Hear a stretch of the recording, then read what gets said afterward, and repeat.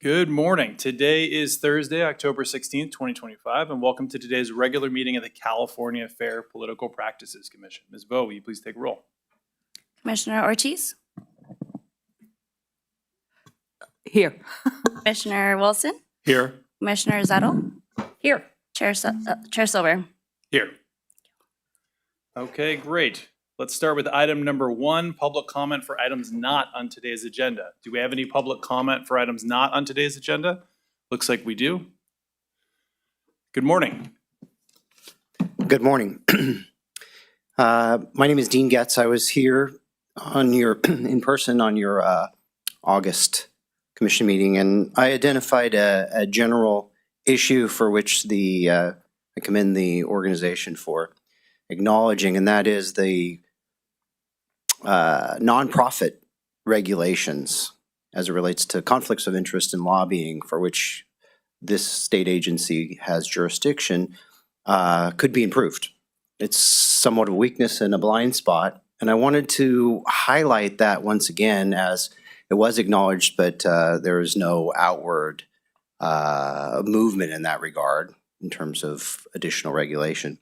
A decade ago, a company that I continue to run to this day had a co-branded product with an association, a nonprofit, and Channel 3, our local KCRA, exposed how some of the funding for which we were flowing on that co-branded product was going into pockets of the executive director at the time and other improprieties, which really identifies the problem that I'm highlighting, the weakness in regulation. The last time I was here, I spoke about another organization, the Special Districts Association, for which they recently reported doing funding in excess of $100 million through calendar year 2025 to date.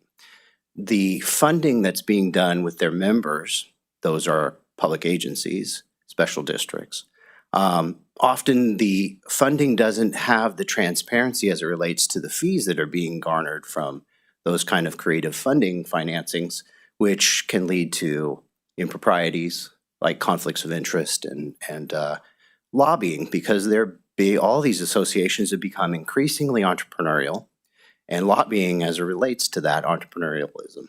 So I just wanted to highlight that there is an interest. I might be the only one actually speaking to that interest, but the public is more and more aware.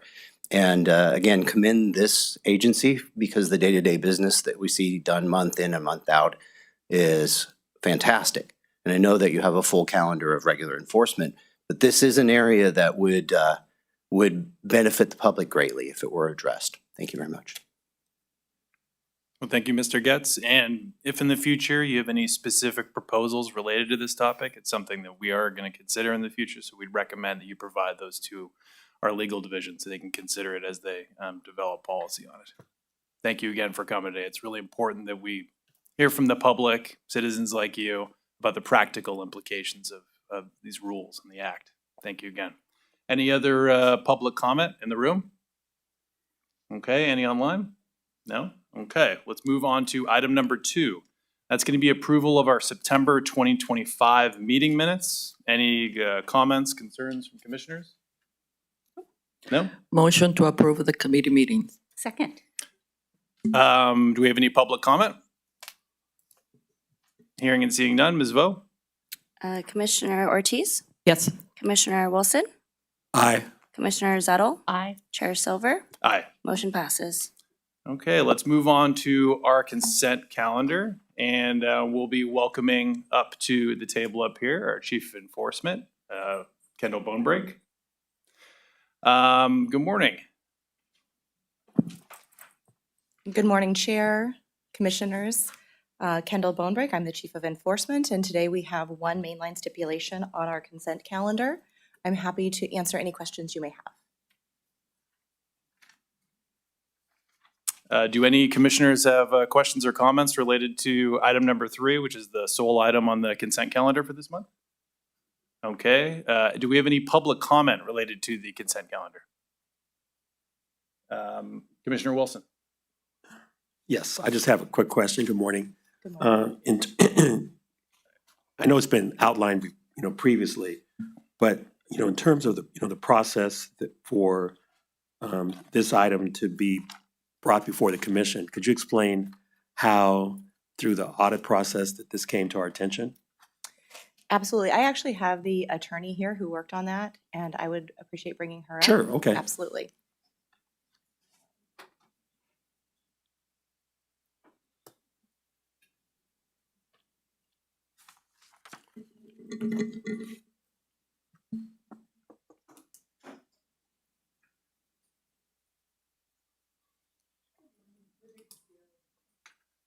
Good morning, Bridget Castillo with the Enforcement Division. So we received an audit, and once the audit has a finding, then it's usually submitted to the Enforcement Division, and we review whether or not there is something we should pursue in terms of a violation of the act.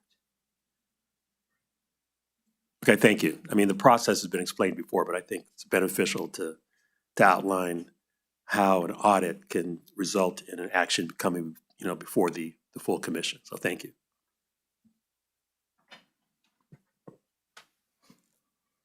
Thank you.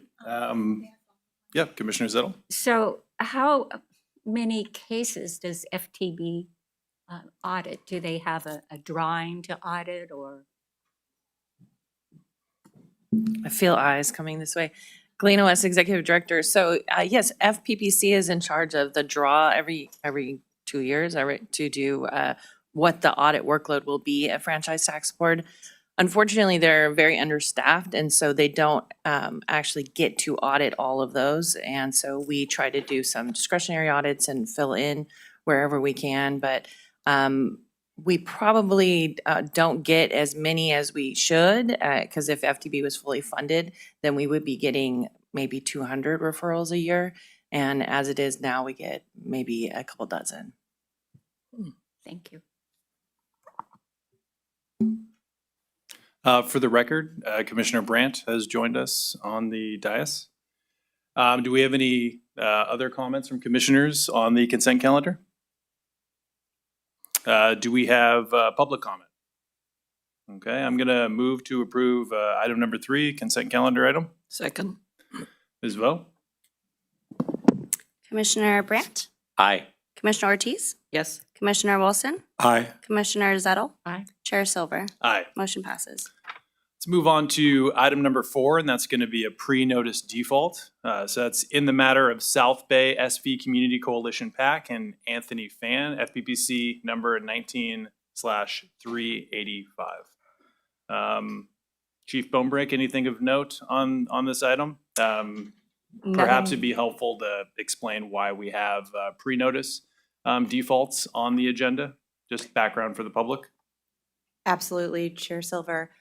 So today we do have one pre-notice default. It is my understanding that this is something the commission initiated to provide another opportunity for the respondent in any default matter to come forward and work with us prior to actually initiating the default, which will be heard, assuming no changes in, I believe, November on this particular one. But this is one last kind of open communication to allow the notice to the respondent. Excellent. And I'm very supportive of this approach. I think just recently we had a pre-notice default that was resolved via a settlement stipulation. Thank you for continuing this process as enforcement chief. Do you have any other comments from commissioners on this item? Do we have any public comment on item number 4? No? Okay. Excellent. Then we will be moving on to our general items. Okay, we will start with item number 5, pre-notice discussion of proposed amendments to regulation 18361.4, probable cause. And we'll be welcoming to the table Senior Commission Counsel John Fizer. Good morning, Mr. Fizer. Good morning.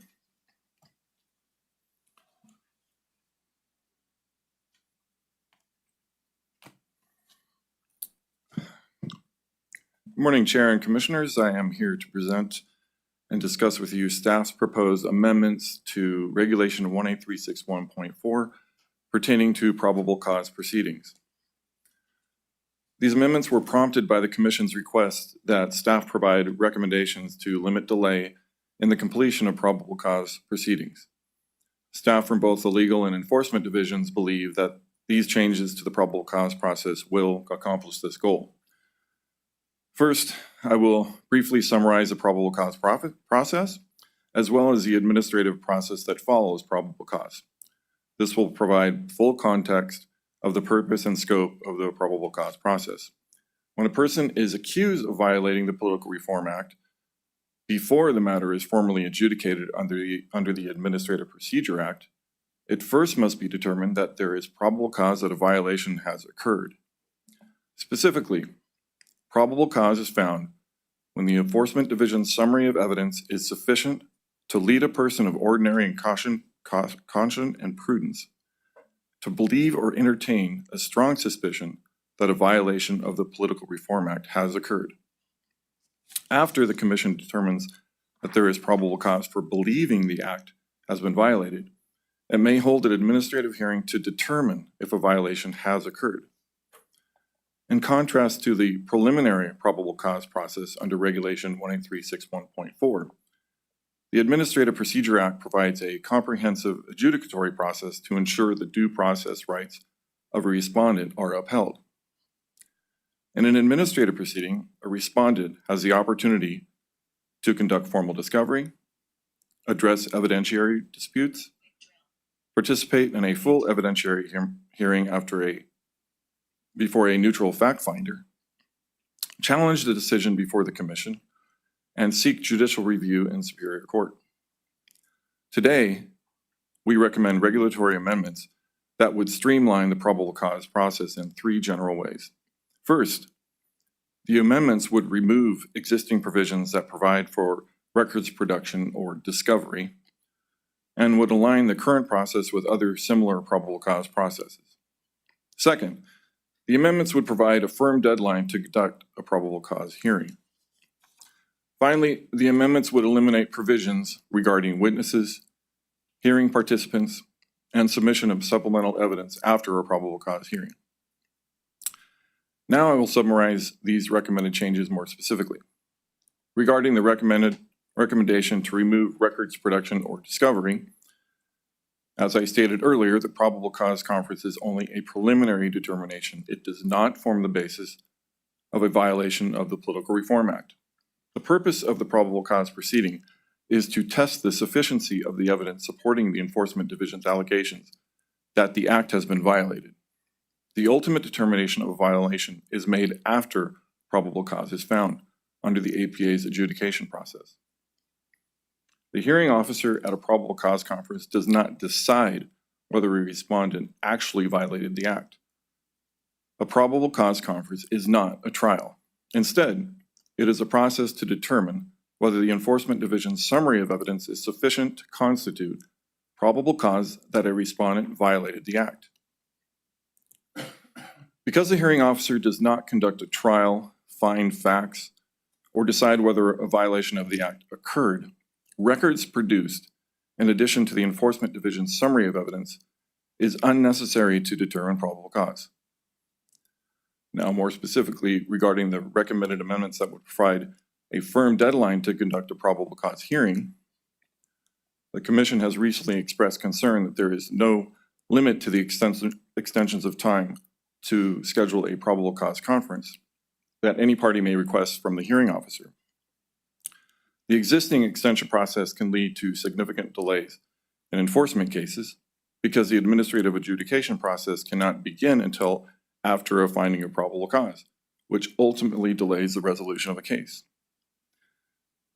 Because probable cause under the Act is an informal proceeding, preliminary to formal administrative adjudication under the APA, the parties and the public are best served by avoiding unnecessary delay in resolving probable cause proceedings. The proposed amendments will not change any of the existing deadlines for conducting a probable cause conference to occur at least 75 days after the request for a probable cause conference is received. And if it is not scheduled in 75 days, then it must be scheduled at least 14 calendar days later. Staff proposes capping the extensions there, after 75 days plus 14 days, by removing the hearing officer's discretion to grant further extensions of time past those deadlines. The only exception will be where the parties mutually agree. This would account for instances where the parties wish to stay probable cause proceedings in order to negotiate a settlement.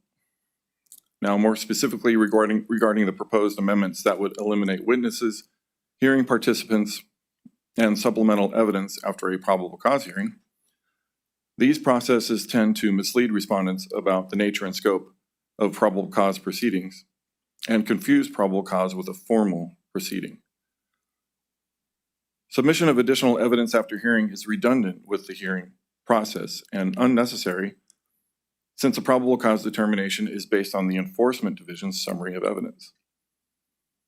The controlling statute, Government Code Section 83115.5, does not require or authorize witness testimony, other hearing participants, or supplemental evidence in determining probable cause. In sum, the records production and scheduling processes in the current regulation enable unnecessary delay, work, and expense for all parties. These amendments would not deprive respondents of any due process. To the contrary, they would place the probable cause proceeding in its proper place as a procedure that is preliminary to formal administrative adjudication. And we anticipate submitting the proposed amendments for the Commission's consideration for adoption at the January Commission meeting. I will now pause for any questions or comments you may have. Sure, I think to start to give this some context, it'd be helpful to better understand the timeline from start to finish.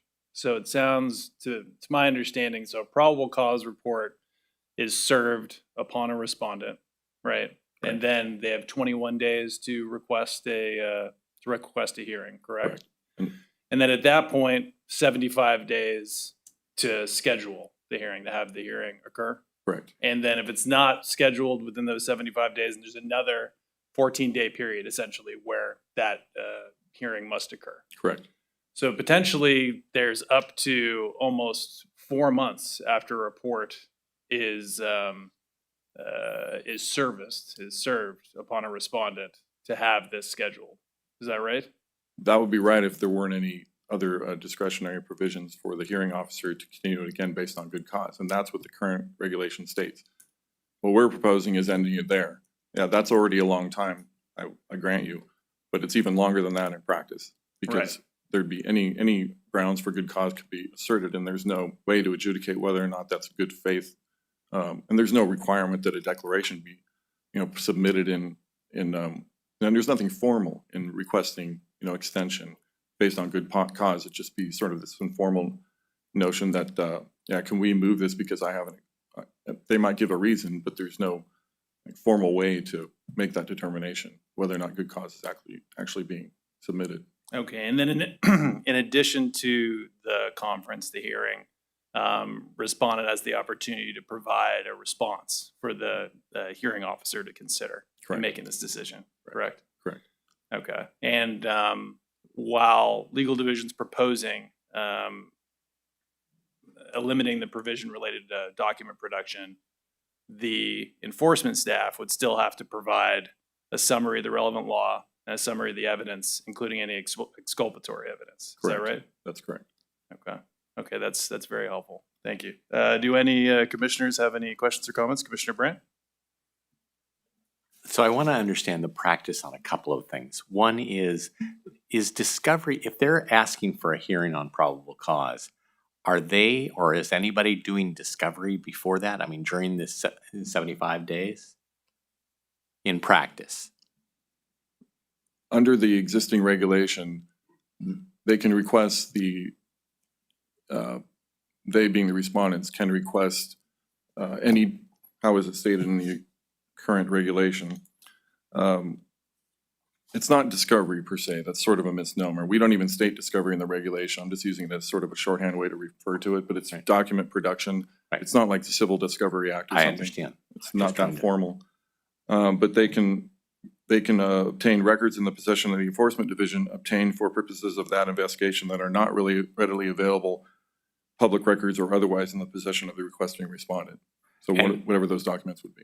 And do we eliminate, in other words, could they do that if we change this and there's no discovery for the probable cause hearing?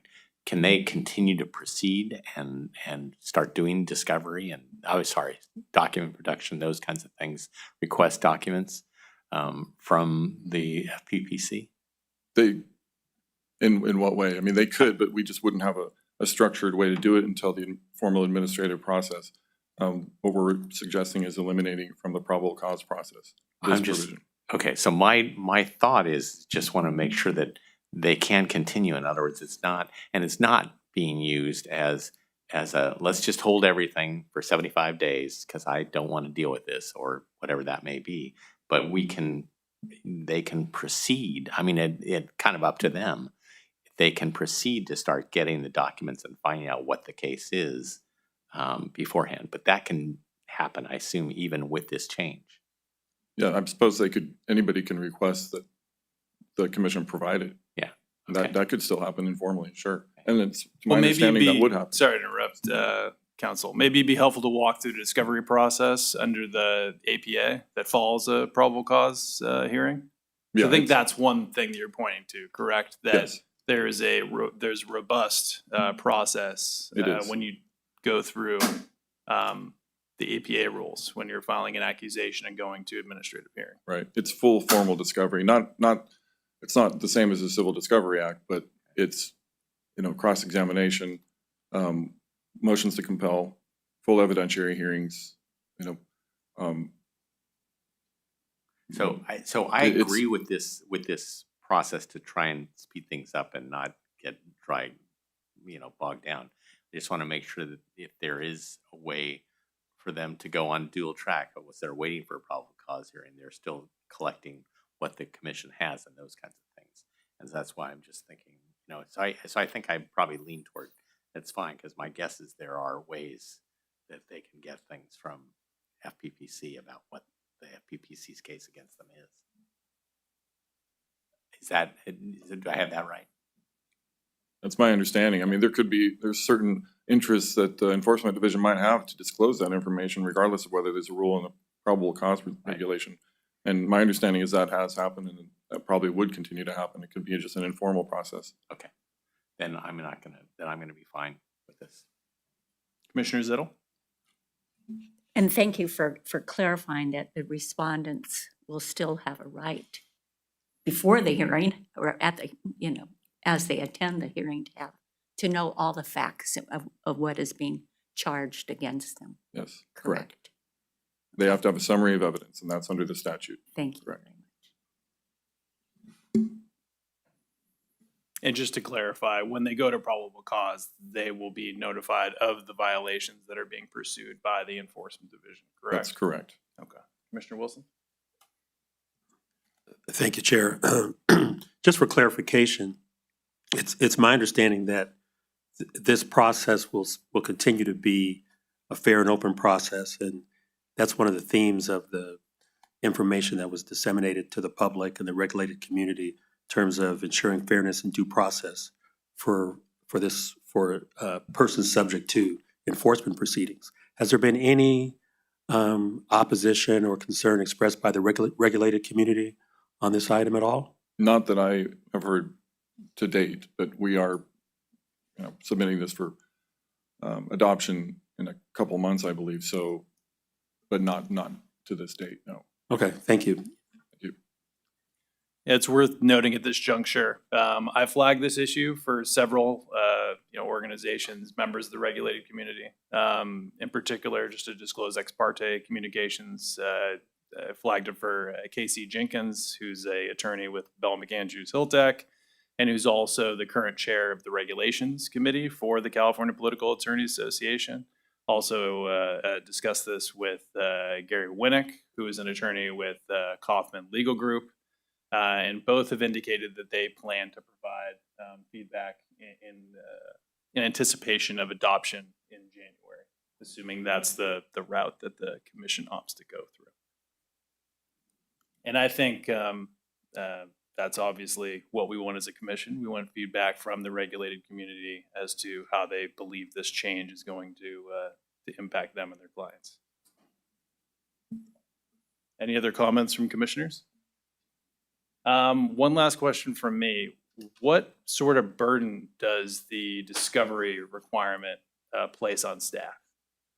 So how many staff hours are expended or have been expended, my apologies, on this process? My understanding is it's pretty significant. I don't have exact numbers for you right now, but it's significant. And it also,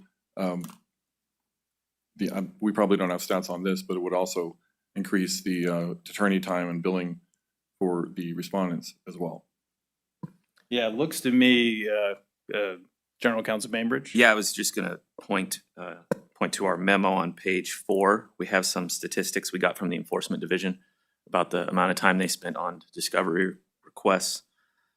So it looks like since 2020, which was when they started tracking hours, their attorney staff had spent 790 hours on document productions for the PC phase on 37 cases.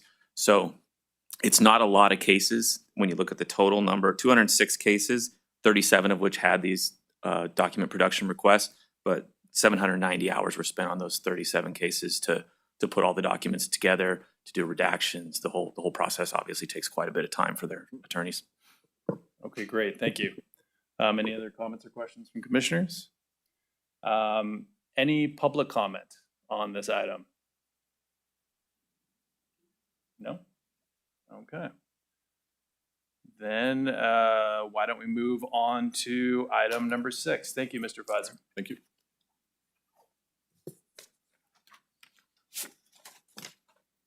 We have Senior Commission Counsel Karen Harrison coming to the table to speak with us about item number 6.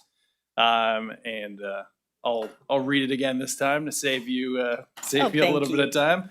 Adoption of proposed amendments to Regulation 18404, termination of filing requirements, repeal and adoption of Regulation 18404.1, terminating Section 82013 Subdivision A committees, and adoption of Regulation 18404.3, reopening a terminated Section 82013 Subdivision A committee.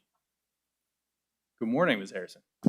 Good morning. Thank you so much. Karen Harrison, Senior Counsel with the Legal Division. I'm here to present those regulations for adoption today. We previously submitted these regulations for pre-notice at the August meeting and had discussion, and there's been some fine-tuning to those regulations that were presented. And so now we are presenting 18404 for amendment, 18404.1 for repeal and adoption of a revised 18404.1, and a new regulation 18404.3, all of which are a package that address termination issues. These are presented today for adoption by the Commission. And so I'm just going to go through highlights of these changes. Primarily, this is a reorganization, a consolidation and clarification of the existing regulations. We also have gone through informal advice that we've provided. We've talked with the regulated community. We've talked with the Secretary of State's office. We've added some language that clarifies the process in the regulations, reflecting the advice that we've received in the past, and also reflecting just some what's the right word, confusion that has existed in the regulated community or with the Secretary of State's office.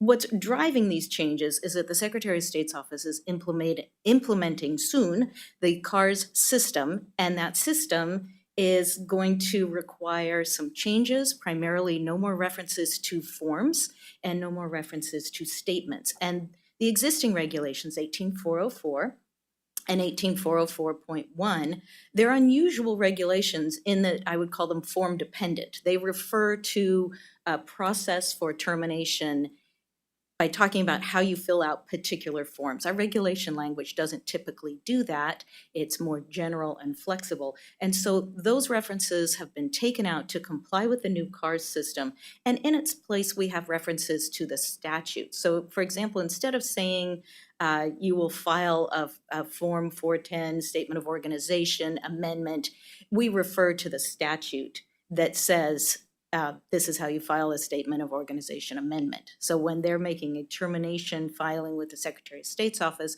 that's what they're doing. And instead of calling it by the form, we're going to the statute. And this is helpful because while we're in this transition time period, we've covered all our bases, and the Secretary of State's office can make their changes, and our regulation can be nimble and reflect where we are now and where we're going, which is important.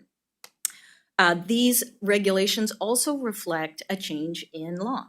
So there has been recent legislative updates in the use of campaign funds for security expenses. And under the legislation, there is an ability to, or I'm sorry, not an ability, a requirement that those expenses, when you use campaign funds for a security expense, you have to pay them back within a certain time period. Those time periods aren't an issue generally, but there is a provision where those security threats are ongoing. And in that situation, we want to be able to give guidance to these committees that they can terminate and still take care of the repayment requirement at a later date. So that's another thing that these regulations address. We're also updating the reconsideration process for reopening a committee just to reflect modern commission practices, because that provision was enacted some time ago and doesn't reflect what we do these days. And I think that covers all my highlights. So due to these reorganizations, which can be difficult because we're taking language in 18404, sliding it over in 18404.1, consolidating language, changing language to modernize it and update to CARS, and then we're taking part of 18404.1, sliding it into a new regulation, and then sort of expanding on those provisions at the request of the Secretary of State's office and reflecting some of that confusion that we've seen out in the community. So the memorandum provides a detailed explanation of what the current regulations do, what their provisions are, what are the issues, how those issues are going to be addressed, and provides basically a map of where you will find the language, that it's gone from subdivision G over to this new regulation. So hopefully that will be helpful in the future if anybody needs to trace back and see, is this new language or is this existing language that has been consolidated and modernized? So the memorandum will be very helpful as a future map if anybody, like me, has to go back and research these regulations and what they said and where they've come from. So this morning, as I said, I'm going to summarize the proposed regulation changes and specifically the significant substantive changes, because that's what's important. There's a lot going on here that is non-substantive consolidation clarification. So going regulation by regulation, we'll take it from the top. Regulation 18404. This is termination of filing obligations for committees and candidates. So the proposed amendments to this regulation are non-substantive. They consolidate the current language and remove those termination of recipient committee provisions to Regulation 18404.1. In the non-substantive category, they clarify when a candidate and when a committee may terminate their filing obligations. They remove references to the forms. They clearly state that candidates must close all their controlled committees to fully terminate their candidacy status. And, I already said, removes the termination procedures to 18404.1. So that is 18404. Now we move on to the more complex regulation, and that's 18404.1. Currently, this regulation was only addressing those committees that were subject to the state campaign finance limitations. So those were candidate-controlled committees for state elective office and candidate-controlled committees for local city or county offices that are subject to the state contribution limits. We shorthand that as an AB 571 jurisdiction or office. So previously, that's what that regulation addressed. There was some confusion because it references back to 18404 and those general termination requirements. So we've consolidated the general termination requirements that apply to a recipient committee, which is an 18213A committee. We've consolidated the general provisions and then those specific provisions that apply to the candidate-controlled committees that are subject to those state contribution limitations. So let's see, let's check my notes. Oh, I just want to reference those committees that are subject to the state contribution limits. They have mandatory termination time periods. They must terminate within 24 months of certain triggering events.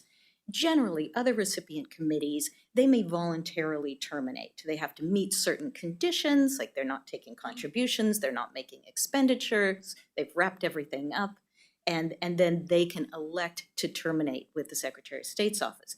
These other committees, these ones that are subject to the state contribution limits, they have to terminate within 24 months. And it's carefully controlled because of the campaign finance limitations.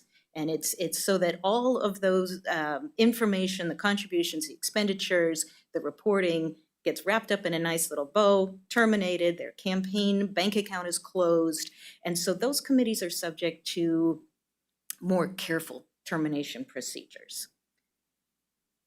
All right, let's see. So non-substantively, I just want to mention there's a reopening provision in 18404.1 for those committees that must mandatorily terminate.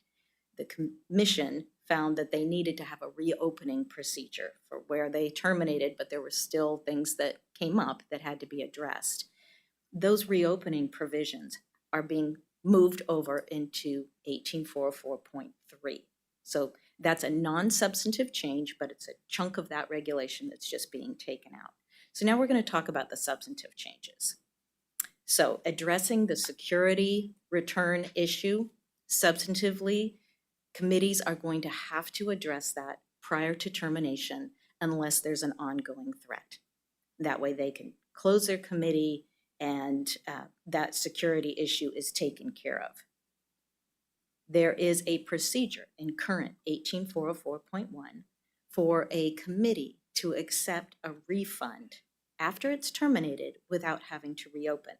Again, this was an exception that the commission adopted years ago because there were issues where committees had terminated properly and then a government refund, for example, came and they needed to do something with it. Their bank account was closed, their committee was closed. So there's a procedure in place in 18404.1 to handle those refunds, those particular refunds. These are government refunds or a refund from a vendor that is $10,000 or less that the committee was not expecting. And so those refunds provisions are existing, and we have added that you can also accept your security reimbursement to the committee under that refund procedure, similar to how a vendor is treated. We thought that this would streamline the process and be the most efficient way to handle that. Also, consistent with past advice provided by the commission,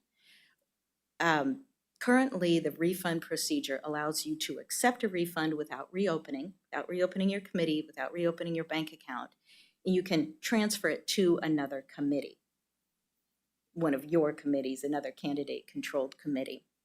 This is a transfer that would be permissible if your committee was still open.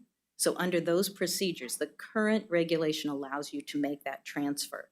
In past advice, we have advised that if a refund happens and you don't have another committee to transfer it to, or you don't want to do that, you can endorse that refund over to a nonprofit, for example, or any of the permitted campaign fund expenditures that you could have sent your surplus funds to if you were still an open committee. So originally we set this up at the pre-notice that you could open your bank account and handle it that way without having to transfer it to another committee. We got feedback from staff and from the regulated community that might be difficult. Banks might not allow you to do that.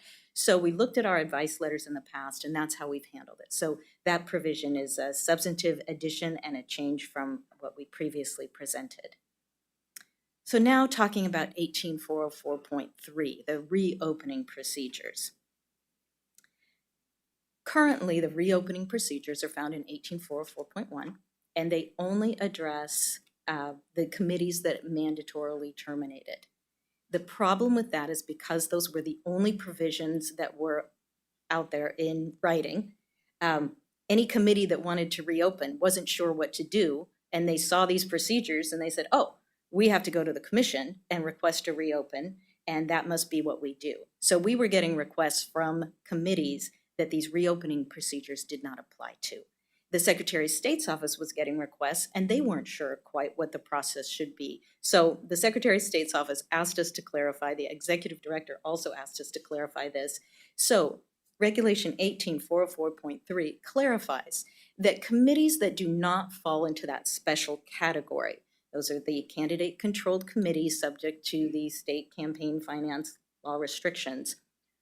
If it's not that type of committee, they can go to the Secretary of State's office and reopen with the Secretary of State's office. They don't have to come to the commission. If they are one of those candidate-controlled committees subject to the state campaign finance restrictions that have to mandatorily terminate within the 24-month period, then they do come to the commission, and they can come and request to reopen for good cause. And that is with the executive director. So substantively in 18404.3, it's really clarification more than anything. It adds new language stating that those particular committees can reopen with the Secretary of State's office. And we've added the substantive part is that the filing needs to be made by the terminated committee's controlling candidate or principal officer, just to keep that connection. So you don't have somebody who's completely unrelated coming and wanting to reopen. Sure. So if a committee is going to the Secretary of State's office to reopen their committee, they need to have a relationship to the terminated committee. So it needs to be One of my questions that I. okay. It needs to be the committee's, the terminated committee's controlling candidate making the request, or a principal officer of that terminated committee, and then they can reopen with the Secretary of State's office. The proposed language in 18404.3, this is sort of more of a clarification than anything. It clearly delegates the authority to the executive director to consider the reopening request for those committees that are terminating under the mandatory 24-month timeline. It also adds to the list of acceptable purposes for reopening. Basically, you can reopen with a request to the executive director at the commission for good cause.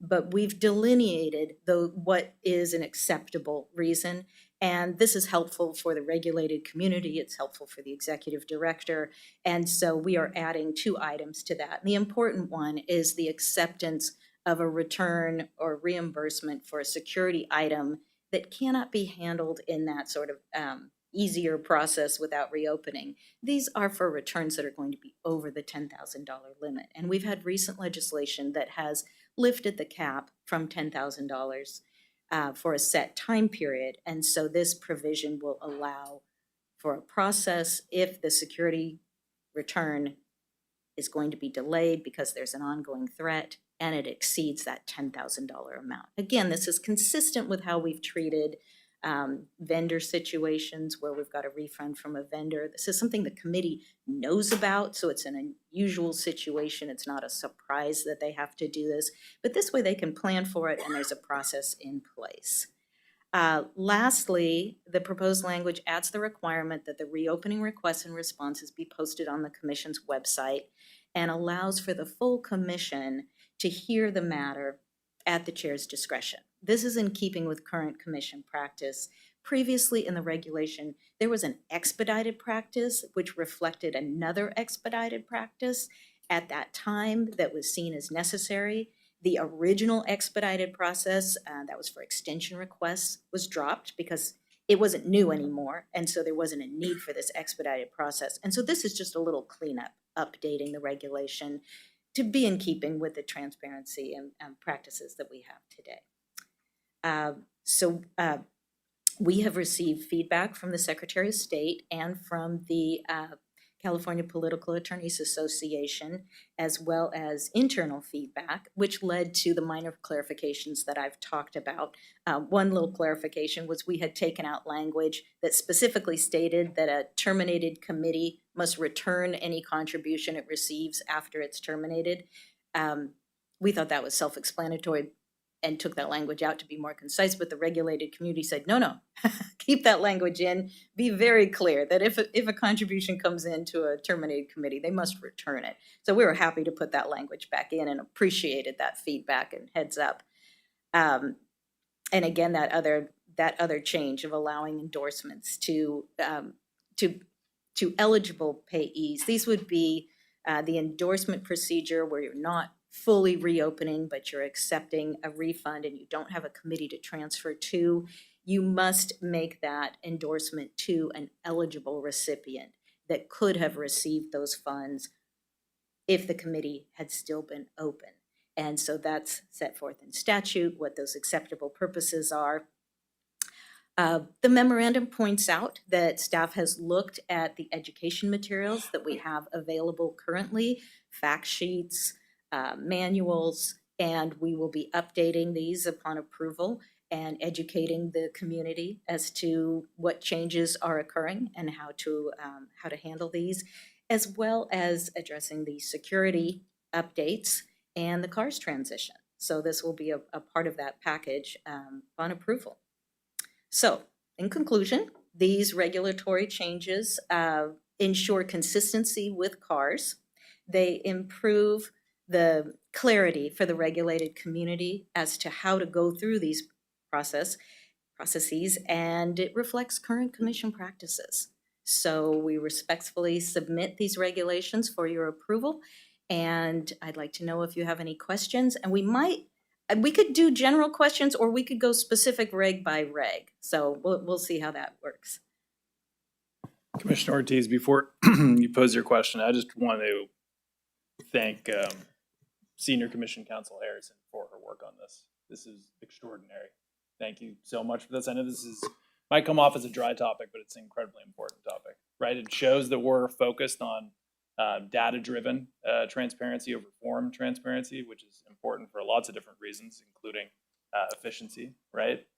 And the way that you and the legal division crafted this, it's easy to apply for the regulated community and also very difficult to abuse, which is exactly what we're looking for. So I commend you on a great job with this regulation for engaging with the regulated community.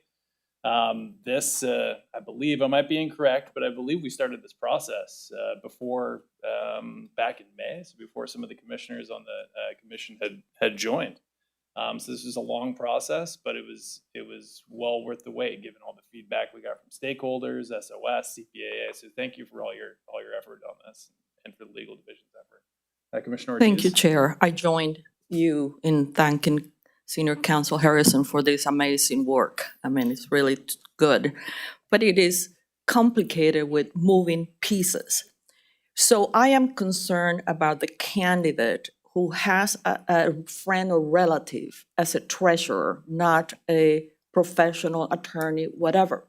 So I would like to offer to that community of friends and relatives some clarification, some explanation by asking some specific questions. So I ask for your indulgence in helping me develop this. So if a committee has been terminated, bank accounts closed, and you wanted to reopen, you explained that you need to get, you go to And this. just so I can get clarification, you're talking about a candidate-controlled committee Yes, subject to the yes. mandatory 24-month termination? Yes, Okay. which is usually kind of the local things also. So you mentioned that you go to the Secretary of State to get approval for you get a refund. That's what I'm talking about, termination and refund. of Okay, a so committee. you're a candidate-controlled committee Yeah. subject to mandatory termination. You have terminated and you're receiving a refund Yes, from which type of entity? from a vendor. Okay, from a vendor, and yeah. it's less than $10,000? Yes. Okay, we gotta get our Yeah, I know, hypothetical I correct. remember that, not 50,000, less than 10,000. Okay, so $10,000 or less, Yeah. all right. So that person, that candidate goes to the Secretary of State and makes an application for reopening, correct? So the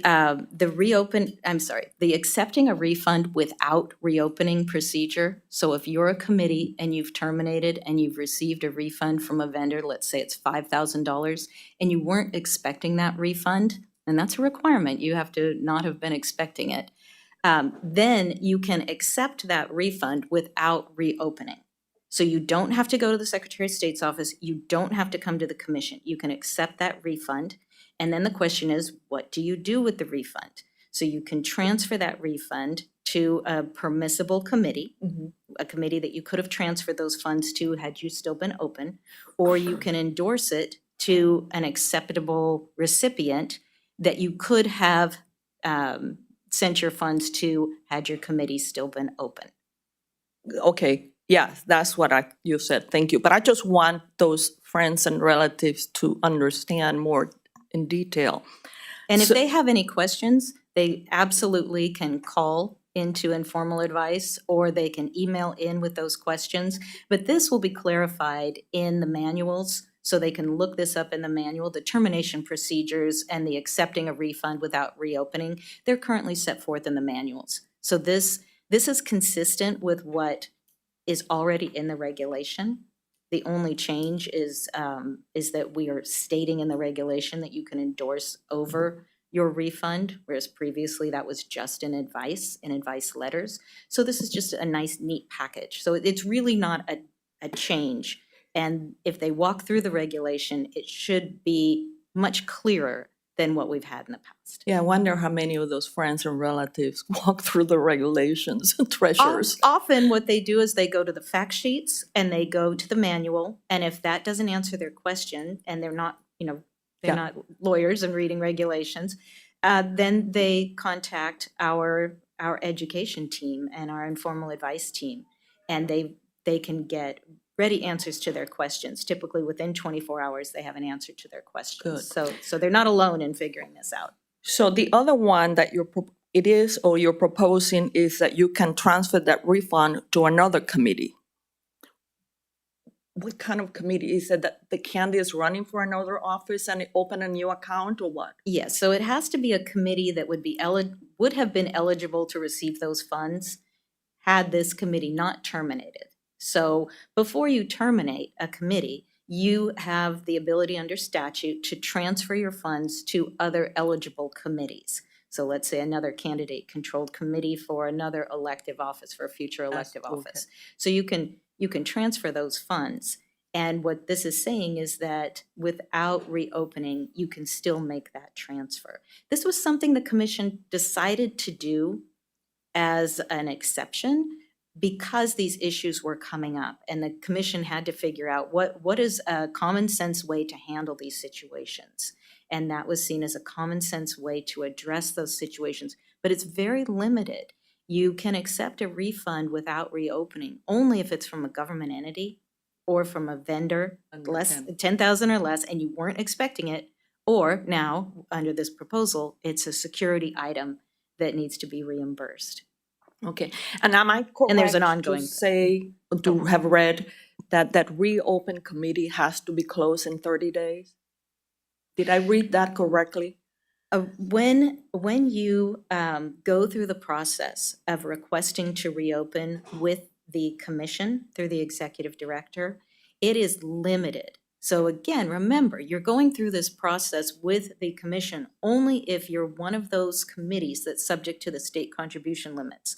So you have to be careful when they reopen, that you've got those campaign finance concerns that you had when they were an open committee. So when they can reopen, they can only reopen for good cause, by permission, and for the limited purpose for which they've requested to reopen. So let's say they have a fine that they have to pay that's come up. They can reopen, they can accept a contribution in order to pay that fine, and then once that purpose has been accomplished, they need to close. The executive director has the discretion to set a time period, but typically that time period is going to be related to the purpose for which they reopened. So it's not wide open. You can't just bring in contributions for anything. It has to be for that very limited purpose. It keeps things neat and tidy. And, for audit purposes, for campaign filing purposes, and for those limitation purposes, it's really important. And I would just reiterate on all of this, it always has to be reported in the campaign statements. So whether they reopen the committee, or they fall within this exception where they don't have to reopen the committee, they still need to file a campaign statement that documents the transaction that took place. You know that. Thank you. Thank you. Thank you. Thank you for your help with this. Commissioner Wilson? Thank you, Senior Counsel Harrison, for, you and your team's hard work on this particular project. And with all due respect to the chair, this is not necessarily a dry topic, but Oh, you're in my camp. okay, but I do have a couple of suggestions to consider. And it was really prompted by I think the excellent, Q&A that you and, the Commissioner Ortiz had on this topic. But one of the things that you may have already thought of is to consider as you are updating materials and manuals and so forth, to consider perhaps, without spending too much, staff time, frequent cues, questions and answers that might come up on this particular topic, which would potentially limit the, calls coming in and questions and potential violations of the act. And then also something really brief and to the point, but perhaps a comparative chart that reflects the regulatory changes before and after, so that someone who is not well steeped on this topic or doesn't want to spend the time going through the detailed and very informative information, they'd be able to look at maybe a 2 or 3 page chart and see, okay, this is how it worked previously, this is how it works now. So just something to consider. Thank you. And I would just add that these regulatory proposals reflect those FAQs, those frequently asked questions, and the advice that we've given. And so it really is filling in the gaps. And I'm sure we'll have new frequently asked questions, but we'll definitely consider that in the education materials. Okay, thank you. Excellent. I think one other educational opportunity that we haven't mentioned is we have trainings as well, where I'm positive that this will be highlighted as any new change of the process would be. One thing to flag potentially for legal division is I know we have a on-demand seminar essentially for committees when they're terminating. So if there's anything related to this that would be changed by this regulatory change that's in that video, we'll have to revise that. Any other? Commissioner Brandt? So I'm going to follow up on the training piece of this because and thank you. Yeah, so I'm good, I understand. I want to, this and some of the other things we've done lately, emphasize that I think we need to work closely we've been working closely with the Secretary of State, but I think this is an opportunity on training for us to be seen working together and doing a joint training with the Secretary of State so that they have that interaction between the new cars, the CARS system and all the changes we've done, so that they see they can't play us off against each other, and we're doing this together and that we are responsible. I think this is a great job. I think this is the kind of thing we need to be seen as being effective at responding when some other agency is doing things the way. I mean, we have a close relationship. So I think it's a great job. And I think this is an opportunity for training, for joint training with the Secretary of State, particularly in the new year, and granted there's not all the new ones, but, as committees start getting set up for the 2026 cycle, that they also see the other end. And they see, we're preparing for you when you close down or do whatever you do. I think that's a good message for us. And so I thank you for all this, for getting it set up to be able to take this opportunity. Thank you. Excellent point. Commissioner Zettel? Thank you very much. And thank you for that presentation and the materials that you sent to us. Very clear. But following up on Commissioner Ortiz's question about the treasurer who's a friend and might not be aware of the law and will have questions. They are allowed with this refund to give it to another committee, as you stated, but to some other entities that are approved in statute. What would those entities be? I would assume a charity. a 501c3. Yes, we discussed this at the pre-notice meeting as well, and those would be permissible entities like a nonprofit. That's a great example. A political party, I believe, is another example. And those are listed in statute, and those are also referenced in the manuals. Thank you. And I hate to have you reiterate what you ran through at the pre-notice hearing, but there, of course, are restrictions on those sorts of transfers to nonprofits, right? You wouldn't, for example, be able to engage in a transfer that's going to result in self-enrichment, paraphrasing. there. Yes, and that's in statute as well. Right. Okay, any other questions or comments from commissioners? Do we have any public comment on this item? Okay, hearing and seeing. Motion to approve the proposed amendments, and I'm not going to enumerate them. Ms. Vo? Commissioner Brandt? Aye. Oh, can we get your audio on? Commissioner Brandt?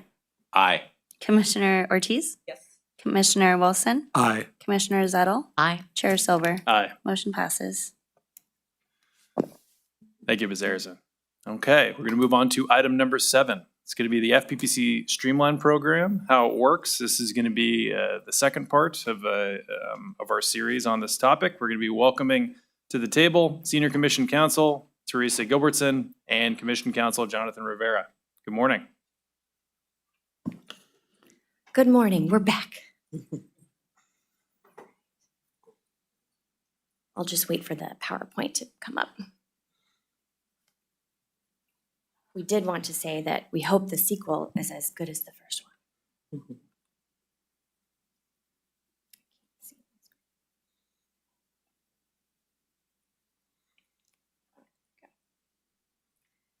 All right, as the chair introduced us, I am Teresa Gilbertson, Senior Commission Counsel, And I'm Jonathan Rivera, Commission Counsel. and this is part 2.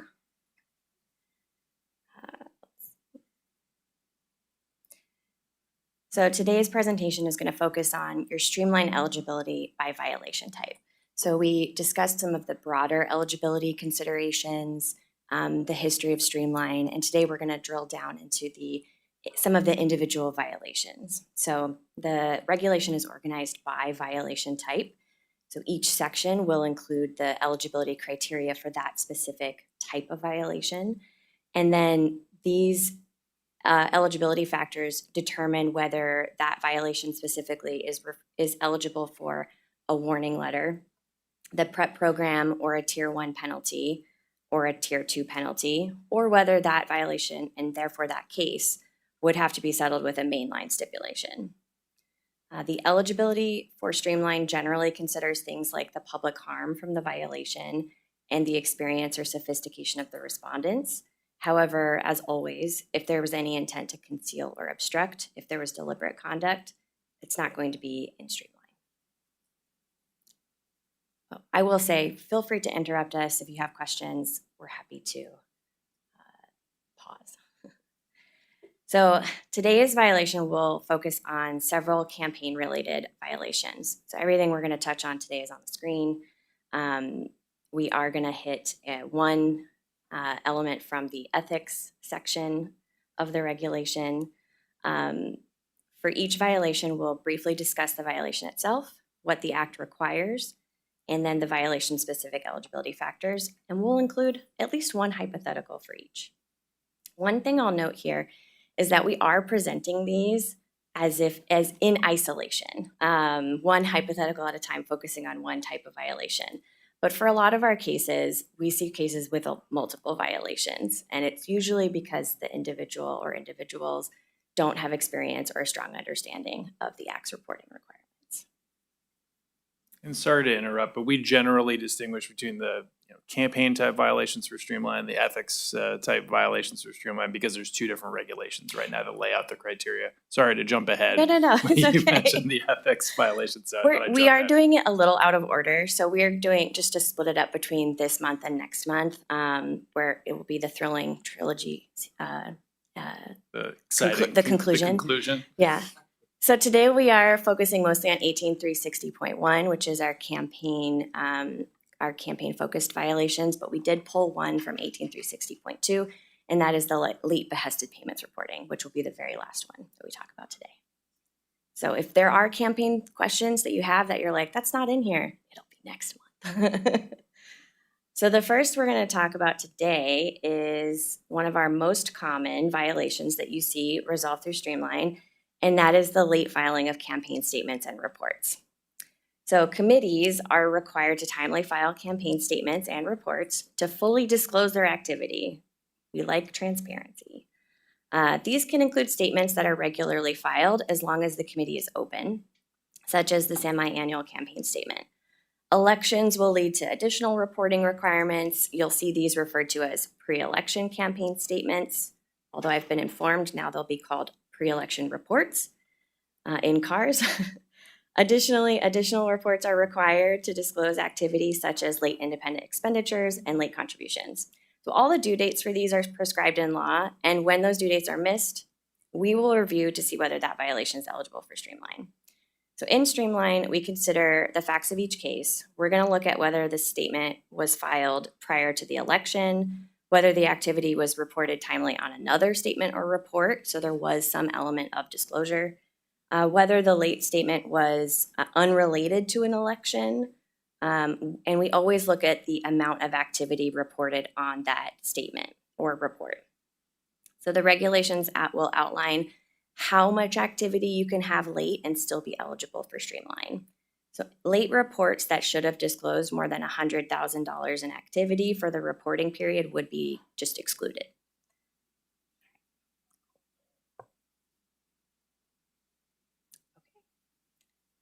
So for the next few slides, I'm going to go through a few hypotheticals to show how these rules can be applied.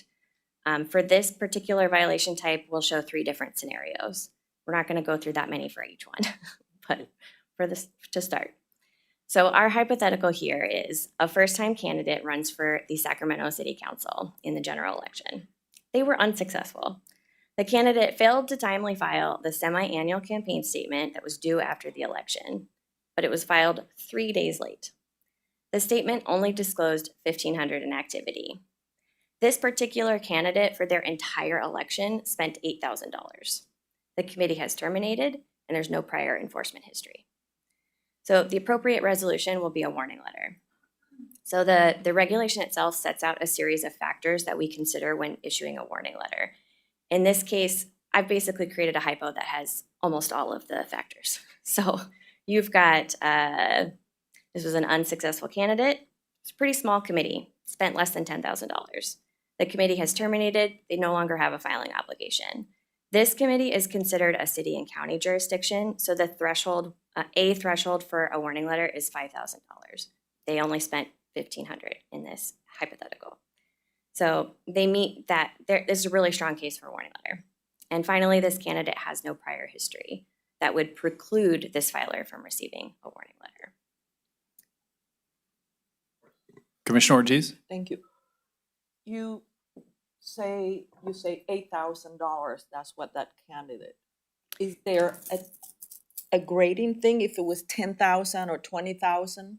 So the warning letter eligibility is a list of, there's several considerations that we look at, several factors that we look at. One of them is just the overall size of your committee. So the regulation sets out that it's about $10,000 is like in that realm for like, yeah, warning letter might be appropriate here. That's a pretty small committee. Okay, all right. So for this next hypothetical, very similar fact pattern, but in this case, they were successful, but they still failed to timely file the semi-annual campaign statement that was due after the election.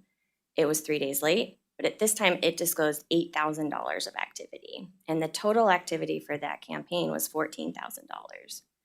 So given, when we look at when we look at this case, there are fewer applicable warning letter factors. So for example, our candidate was successful this time. This particular late statement had more than $5,000 of activity. And their entire campaign was bigger. It was 14,000 instead of 10. So, and it still qualifies for PrEP or Tier 1 because the total activity on this late statement also meets the eligibility requirements for PrEP or Tier 1, which for a city or county jurisdiction committee is going to be $25,000. I know I threw a lot of numbers at you, but in this case, we would offer the respondent the opportunity to participate in PrEP. This is exactly the kind of case that led many of us in enforcement and the legal division to want to see a PrEP program come to fruition. So the PrEP program offers the opportunity to educate an individual who is still going to be part of the regulated community, this time in this case as an office holder or as a future candidate. So the hope is that by offering PrEP, an educational course, it'll prevent future violations and more broadly improve the disclosure and transparency from our elected officials and our candidates. But in the alternative, it could be resolved as a Tier 1 streamlined settlement. And in that case, if they were to sign the agreement and pay the penalty would be $280. And we get there because the base penalty for a late campaign statement or report is $200. And then it is modified by the amount of activity that was not timely reported.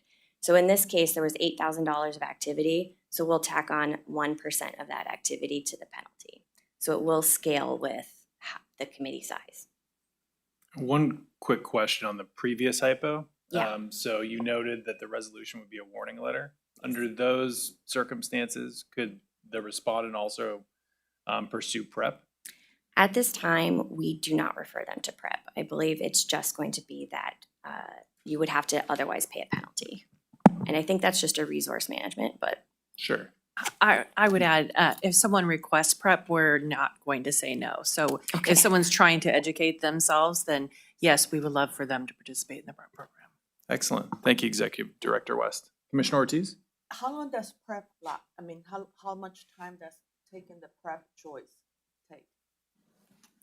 Sure, each program's a different length. It depends on which one. I think the candidate one is about 3 hours. And 3 hours I versus said 200. 30 hours, really make them learn, every part of the act, but they said no, they said 3 hours. So they do. The choice is 3 hours versus $250. Right, and you'd be surprised, some people pick the penalty. But remember with PrEP, the benefit of getting educated is you also don't have a strike on your record. Yes, the resolution would be a no action closure letter. Whereas if someone accepts the penalty, if they were to in the future fail to timely file campaign statements, any settlement would start at Tier 2. They wouldn't even be eligible for a warning letter or a Tier 1 at that point because of the prior history. So participate in PrEP. Commissioner Wilson? Okay, I don't want to put either one of the councils on the spot here. Perhaps our Executive Director West could better address this problem. The process you're outlining is very clear, but what happens if there's internal disagreement on what options and what penalties should be imposed? How is it finally resolved in a practical sense? Internal opposition. Well, yeah, I mean, let's say there's not unanimity on what action should be taken because it's maybe a borderline case. Do you debate it internally? Do you make that determination? Just curious on the actual Actually, process. the streamline regs are written to where the commission will line up all of the criteria. Enforcement division will apply that criteria, and then the chief of enforcement will make the final call. Right, thank you.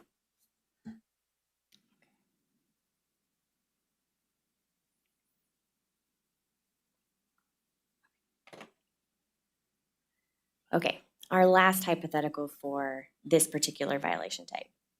So we're changing up the facts a little bit. We have a first-time candidate running for Los Angeles City Council in the general election. They were successful, but failed to timely file the semi-annual campaign statement that was due after the election. It was not filed until enforcement contact, and only after several requests for compliance. The statement disclosed $10,000 in contributions and $55,000 in expenditures. So this case will not qualify for Tier 1 because of the level of activity. So for this, the reason I chose Los Angeles is because they actually qualify as a state committee because the population of Los Angeles, the city, has more than 1 million people. So that will change their eligibility based on how much they failed to timely report.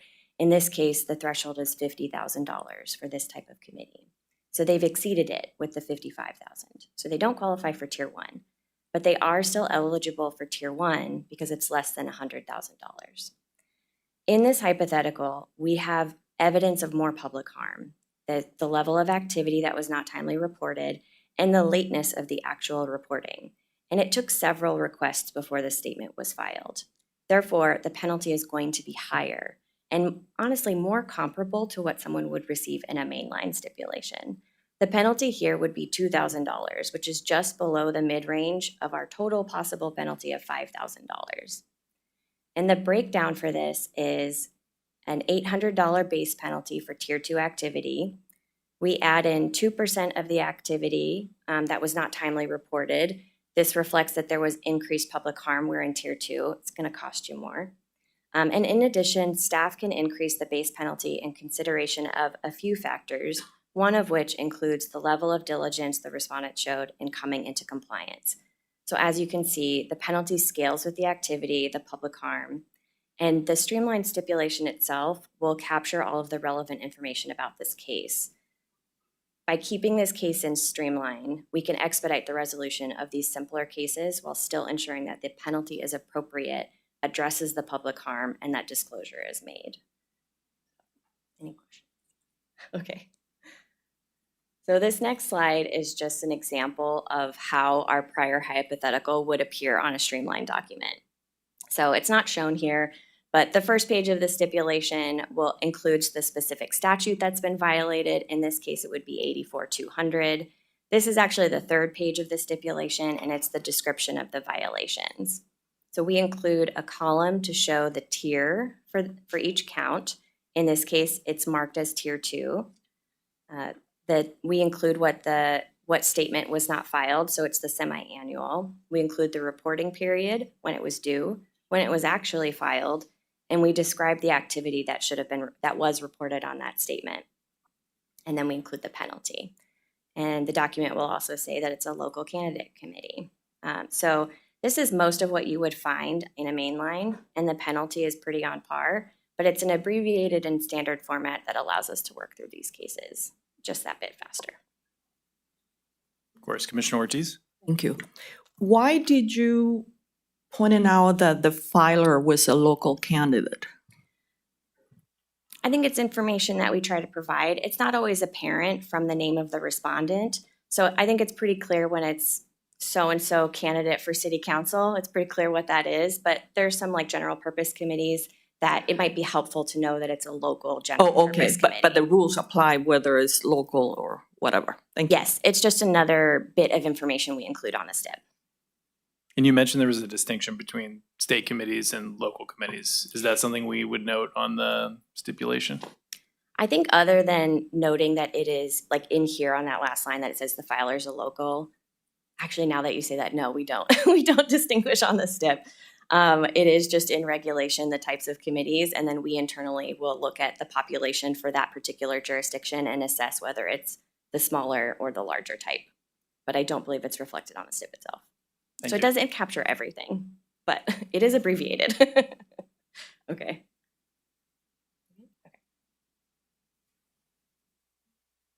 Okay, so the next violation type we'll discuss is what happens when you file your statement, but you didn't include everything on it. So unreported contributions and expenditures.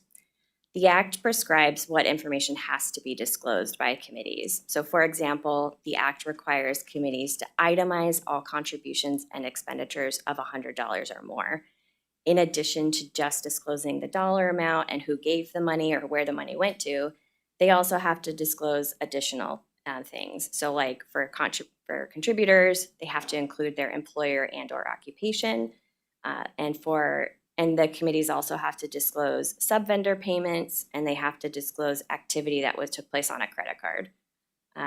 This particular violation type has pretty bright line eligibility. It's essentially how much activity was not timely reported. That will determine where in the range you will fall from warning letter to mainline. So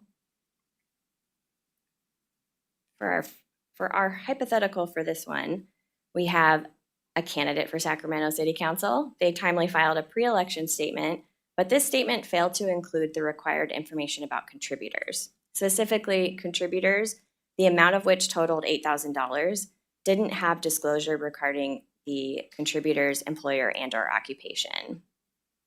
So in order to qualify for Tier 1 or a PrEP offer, a city or county committee, which is what we have here, they can't have more than $10,000 of unreported activity per statement. So this case does fall into Tier 1, so we would offer PrEP, or it would be a Tier 1 penalty.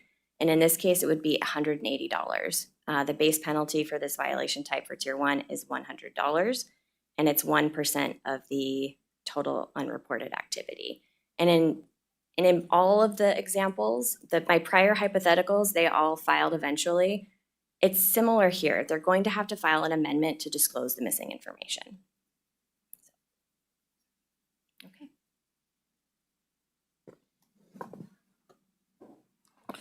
So our next violation is the committee naming violation. The Act has various naming requirements for committees based upon a variety of factors, including the committee type, whether the committee is supporting or opposing a candidate or ballot measure, and whether the committee is sponsored. A committee type can change over time depending upon the activity of the committee, which may require a committee to update its name accordingly. If there is a committee naming violation, the committee name must be amended to comply with the Act, unless it would be infeasible to amend the name. So one instance where it would be infeasible is if the committee has terminated. So when a committee naming violation has occurred, the following considerations will help us determine the appropriate resolution. Whether the name is misleading or ambiguous, if the incorrect name appears on ads, if the name was missing a sponsor, or the activity during the period with the incorrect name.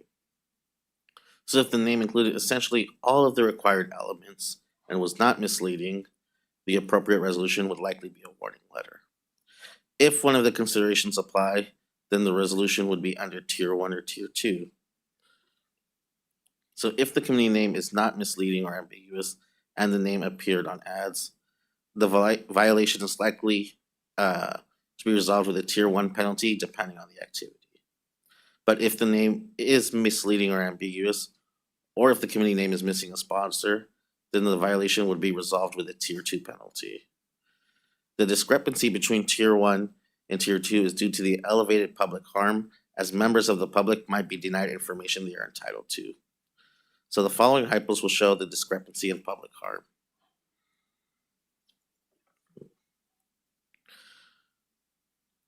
So in our first hypo, the group Sacramentans for Education supporting a funding measure wanted to increase school funding, so they filed the appropriate forms to create their committee.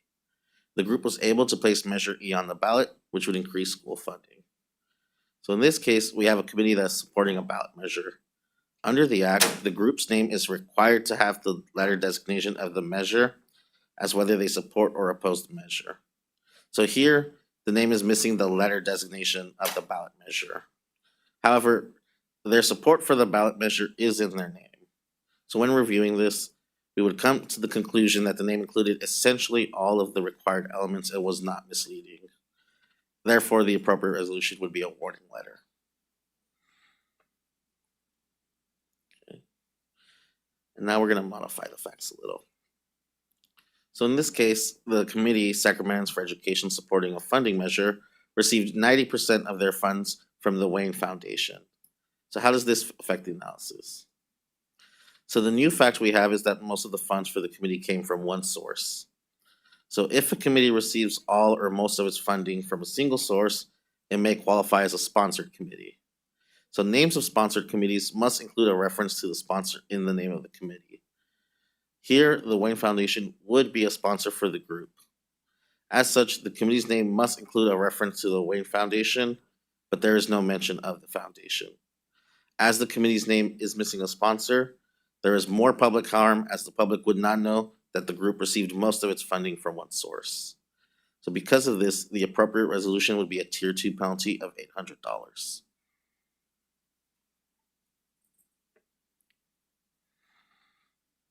Okay.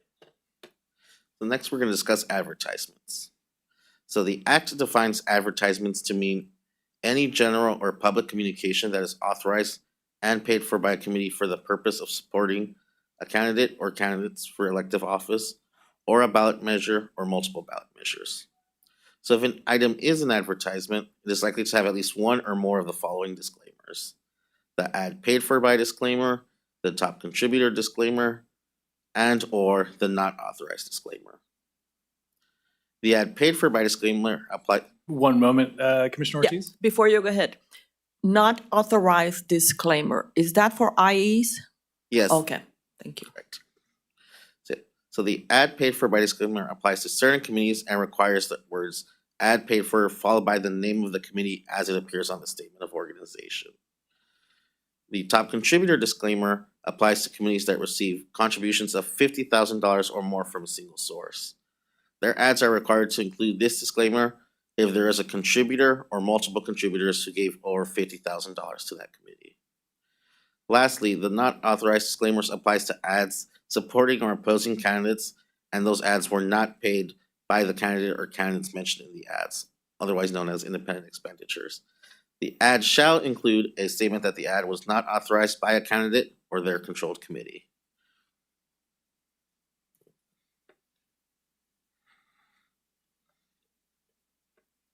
So an issue that advertisement is susceptible to is that the requirements are constantly changing. The legislature typically makes changes every few years to the various advertisement-related sections, which will alter the disclosure location, language, or details. For this reason, when we are reviewing cases, we will go to the law that was applicable at the time the violation occurred. Because of the changes in the law, we do our best to ensure that the committee receives a fair resolution. So when reviewing advertisement, there's a lot of attention to the details of the advertisement. This is because the Act has very strict language and display requirements, and a single error or mistake may result in a violation. Because advertisements mainly occur during the election period, we will receive numerous complaints or ad watch submissions regarding advertisements that do not comply with the Act's requirements. If this occurs prior to the election, one of our goals is to reach out to the committee, educate them on the Act's requirements, and attempt to bring them into compliance by correcting their advertisements if feasible. Due to the detailed advertisement requirements, there are numerous considerations when determining the appropriate resolution for an advertisement violation. The considerations under the streamlined regulations include if the disclosure has the incorrect font type, color, position, or size, if the committee name on the ad differs from the statement of organization, if the ad is missing the street address of the committee, or if the advertisement is likely to cause confusion about the candidate or committee responsible for the advertisement. The streamlined regulations also consider whether the committee name, top contributor, or not authorized disclaimers are missing or incorrect. So when reviewing advertisement violations, the quantity of the errors as well as the severity of the errors will determine the appropriate resolution under streamline. So the following hypos will go over the various considerations and show how an ad violation would be resolved under the current streamline rules. So you mentioned AdWatch. Executive Director West, are you able to explain what the AdWatch program is? Sure. The AdWatch program was an idea born from the Enforcement Division investigators. They came up with an idea to make it easier for people to be able to report what they thought were ad violations to the commission. And so it's a shortcut that doesn't go through the same complaint process. And you can just take a picture of an ad and you can send it to us and then we evaluate it. And which is where we do a lot of our outreach before the election to get ads that are always with the correct disclosures. The most confusing part is that most candidate ads don't have a disclosure requirement. So we get a lot of false reports of, hey, there's no disclosure on this ad, but then it turns out to be a candidate ad. So it's a really good shortcut way where you can just carry your phone around and have it as your secret weapon against ad disclosure violators. So we encourage people to participate. Thank you, Executive Director West. Go ahead. Okay, so here's our first hypo. Candidate Harvey Dent creates a Facebook page so they can hear from and communicate with constituents in their district. The name on their page says Harvey Dent for City Council 2025. Prior to the election, Dent added the disclosure, ad paid for by disclaimer onto the header photo.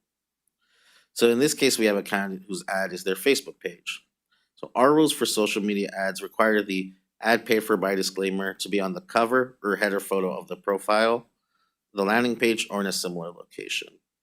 So here the candidate was originally missing the ad paid for by disclaimer, but it was corrected before the election. So due to the one error and that it was fixed prior to the election, the correct resolution would be a warning letter. Okay.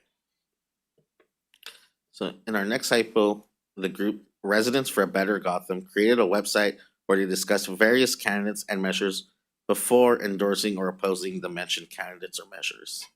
At the bottom of the website, the group had included their group name as well as their FPPC ID number. Additionally, there was language that said, "Not authorized by any of the candidates discussed on this page." The website remained this way until it was shut down 2 months after the election. The group paid a total of $1,000 to maintain their website. So in this case, the group's ad is a website where they discuss various candidates and ballot measures. According to our rules, a website by this type of group that advocates for or against candidates and ballot measures must have the paid for by disclaimer at the top or the bottom of the website. Additionally, the not authorized disclaimer would need to be included as they are discussing candidates. Here, the website does not have the not authorized language at the bottom of the page. However, it does not have the here the website does have the not authorized language at the bottom of the page. However, it does not have the paid for by language anywhere. So when looking at our considerations, it is clear which group is behind the website, and the only error is the missing paid for by language. Therefore, the case is going to be resolved with a Tier 1 penalty of $210 since it was not corrected when it would have been feasible for the group to correct. And the $210 comes from a base penalty of $200 as well as 1% of the ad buy, in which case it was $1,000 to maintain the website. Commissioner Ortiz? Yes, is there an expenditure top that if, let's say they have spent $500, would that be the same result? Yes, so there is I believe there is an activity threshold for the ad requirements. 500 to 1,000 is not that big of a difference. I believe the ad is, give me 1 second to pull up the. So there is a difference. Yeah, I think the limit is up to about $25,000, but that would be the extent. Yeah, and then for the $500 or $1,000, they would need to first qualify as a committee as well. So in this case, we are assuming that they are a committee, but in practice, in order to be a committee, you have to reach this $2,000 threshold of either contributions received or expenditures made. Executive Director West? Yeah, just to talk about this a little more. So this small group got together and spent $1,000. So under our rules, they qualified as a committee, and then that's kind of the minimum of what you're looking for. $500 of activity by an independent expenditure group not related to anybody wouldn't fall under the advertisement requirements of the act.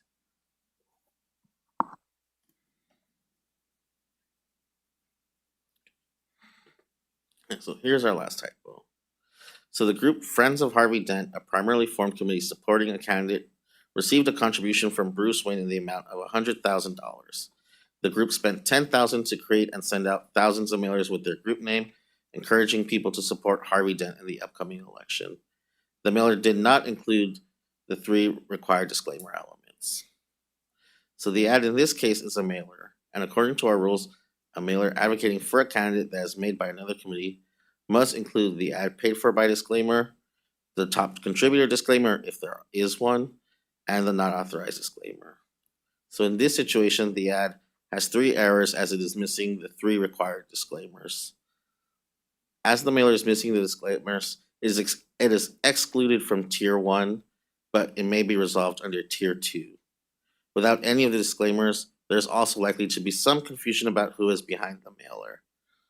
So for these reasons, the resolution would be a Tier 2 penalty of $1,000, with the $1,000 is based off of a base penalty of $800, as well as the 2% of the ad buy. I also want to emphasize that that is the extent of Tier 2 for advertisement. You are allowed up to 3 errors in terms of disclaimers, and each missing top contributor is considered 1 error. So because we have the 1 missing top contributor, the missing ad paid for by disclaimer, and the missing not authorized disclaimer, they are up at the limit. If there was 1 more error, for example, they received another $50,000 from another individual, then they would be kicked out of the Streamline program, and this would be resolved with a mainline. Commissioner Wilson? Thank you for the presentation. I just have to add that you didn't think we were going to miss your Gotham City references, but Of course.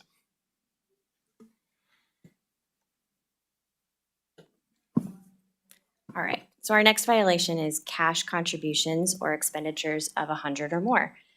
The Act prohibits the use of cash or expenditures of 100 or more, and this prohibition does include receiving contributions in the form of a cashier's check or money order.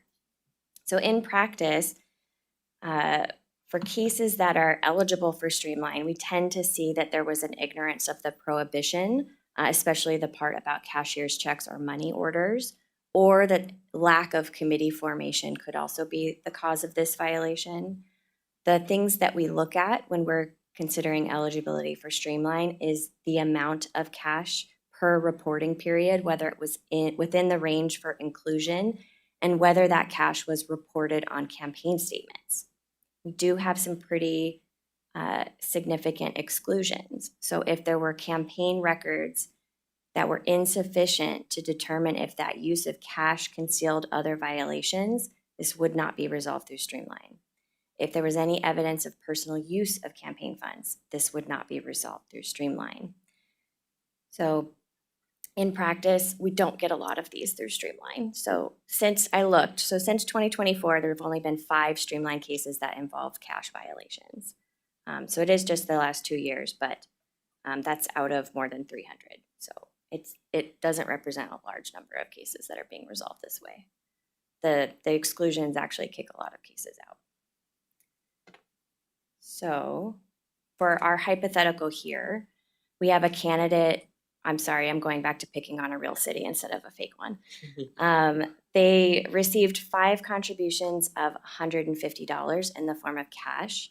The campaign statement timely reported those individual contributors, and they disclosed all the required information about those individuals. The committee records produced to us in this hypothetical, they supported that the reporting was accurate. So we had evidence that we believed that cash actually did come from those individuals. So in this case, it would qualify for a Tier 1 settlement because it meets the eligibility threshold for the amount of cash that was used. And in this case, the penalty would be $575 for cash, Regulation 18360.3, when it specifically lays out the penalty for this violation type. It's a base penalty of $200 plus half of the cash that was received. And the respondent has to return those cash funds to the contributor or to the general fund if they can't locate the individual, etc. So, yeah. So in practice, they have to have records that prove up that their statements were correct. So that's why sometimes we don't see these in Streamlines that often. Okay. So next, we're going to discuss campaign bank account. The Act requires candidates to open a designated campaign bank account. So all of their contributions have to be deposited in that account, and all expenditures have to be made from that account. In practice, we do see candidates, particularly first-time candidates, struggle with this requirement, especially at the beginning of their campaign. There could be several reasons for this. The first is that banks often require candidates to open a bank account only after receiving a committee ID number from the Secretary of State. So that candidate, before they've even qualified as a committee, they have to file an initial 410.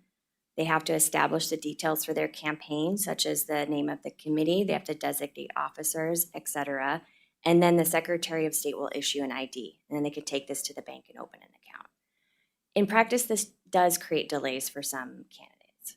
Another issue that I've observed is that sometimes candidates don't intend to open a committee or fundraise or spend money, but later in the election cycle, their plans change and they're not prepared for the requirements for having a committee. Another issue is that many candidates do not perceive their own funds that they spend on their own candidacy as a contribution. And so they deposit contributions from other people, they make expenditures from their bank account when they have funds in there, but then they use their own funds to supplement, which they're not supposed to do. They have to make all of everything from the campaign bank account. So some things that we look at for this particular violation type is whether the activity was reported timely. We look at whether the candidate was self-funded, because that is a fact pattern we have seen a lot, is that tends to be when this happens. We look at whether the activity was isolated to the beginning of the campaign. They got a bank account and they started doing it correctly as the election went on. And then we do look at how much activity was outside of the bank account. So we do have limits for how much is acceptable, both in strict dollar amounts as well as the overall percentage of their activity. So if it's significant activity outside of the bank account, it will kick you out of Streamline. But we look at both. And then the exclusions, again, similar to cash, are you have to have campaign records to determine so that we can assess whether your use of a outside funding source concealed other violations. And personal use of campaign funds will also have to be resolved as a mainline. This is another one that just in practice, we haven't resolved very many cases through Streamline. So since 2024, we've only had 2 cases with this violation type. This accounts for less than 1% of our total cases in that time period. In a lot of cases, the bank account's not going to be the only issue. They're going to have other violation types happening. So it is really an error we do see associated with oftentimes first-time inexperienced bank account candidates. Our hypothetical for this one, we have a candidate for San Diego City Council. They had a campaign bank account, but they spent a total of $5,000 of their own funds outside of the campaign bank account during that first pre-election period. The activity was timely reported. So this case, under the rules as written today, would qualify for a Tier 1 penalty. And this would be a $100 base penalty plus 1% of the activity outside of the bank account. And if they had not fully disclosed all the activity, they would have to file amendments to disclose everything that occurred outside of the bank account. And I will just note that commingling is a separate violation of the Act.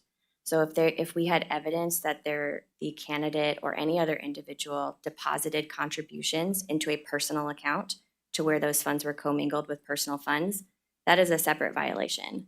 And so that case would not be eligible for Streamline on those grounds.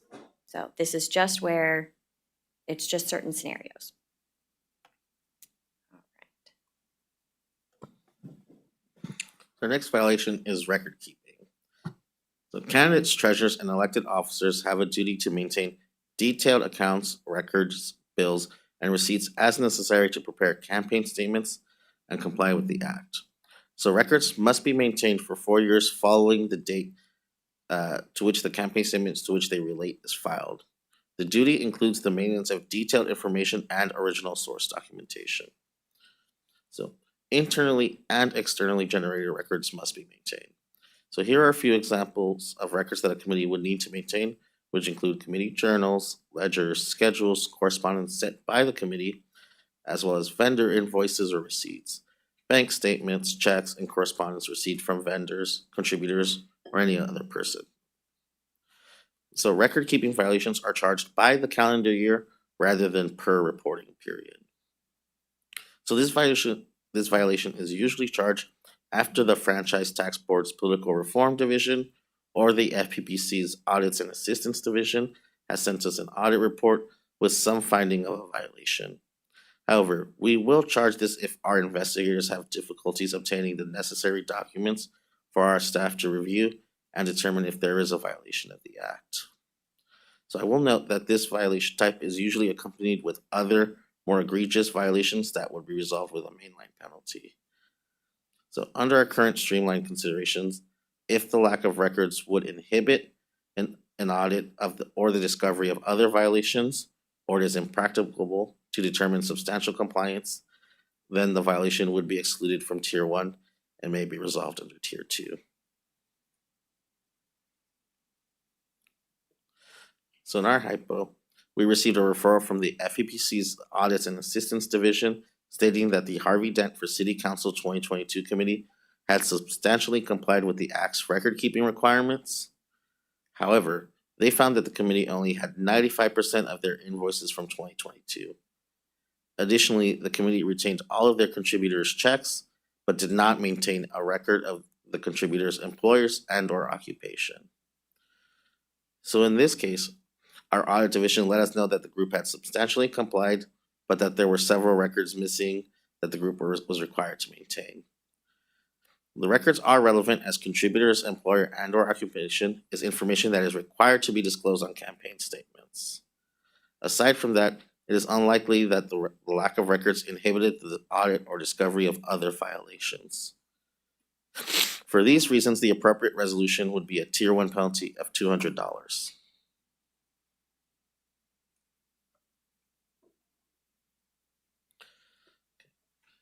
So next is contribution limits. So certain committees must abide by applicable contribution limits outlined in the Act. So local limits only apply in jurisdictions that have not enacted campaign contribution limits. And the contribution limit applies to each election. So however, the primary, the general, any special, and any special runoff elections. Sorry to interrupt. It looks like the slide's not moving forward. There you go. Thank you. No problem.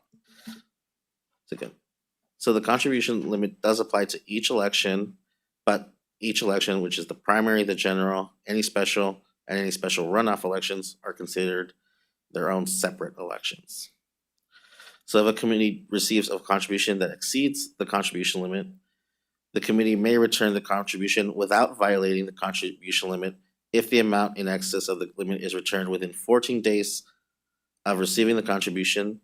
The committee had no actual knowledge that the contribution exceeded the applicable limit, and the committee does not make use of the contribution prior to returning the contribution. So there is an ability to cure it before it reaches a violation, but it has to meet all of those elements. If it doesn't, then it would be considered a violation.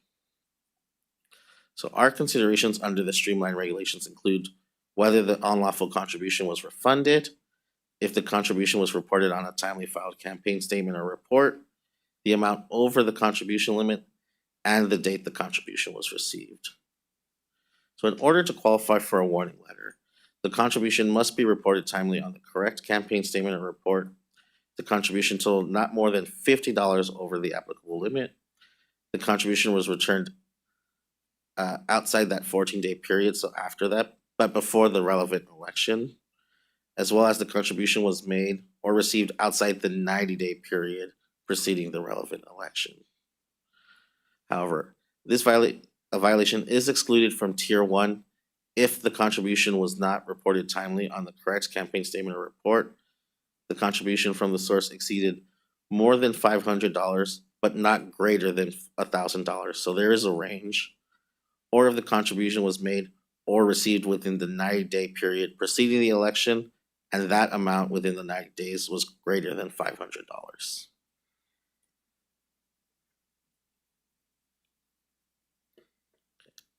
So here's the side pool. A first-time candidate for assembly received 3 contributions several months before the primary election from the same individual. The candidate disclosed the contributions on their timely filed campaign statements. In total, the contributions from that individual ended up being $25 over the applicable limit. When the committee became aware, the committee returned the most recent contribution. However, this was more than 3 weeks after receiving the latest contribution. So in this case, the candidate received 3 contributions well before the election. When aggregated, the contributions were only $25 over the limit. If the committee had returned the amount over the limit within 14 days, there would be no violation as they would have cured it.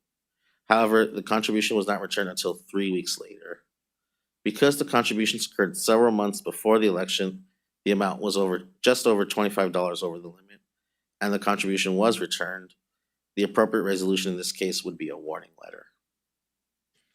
Would it be possible to pursue prep in this situation? Under the circumstances we discussed earlier where someone opts for it?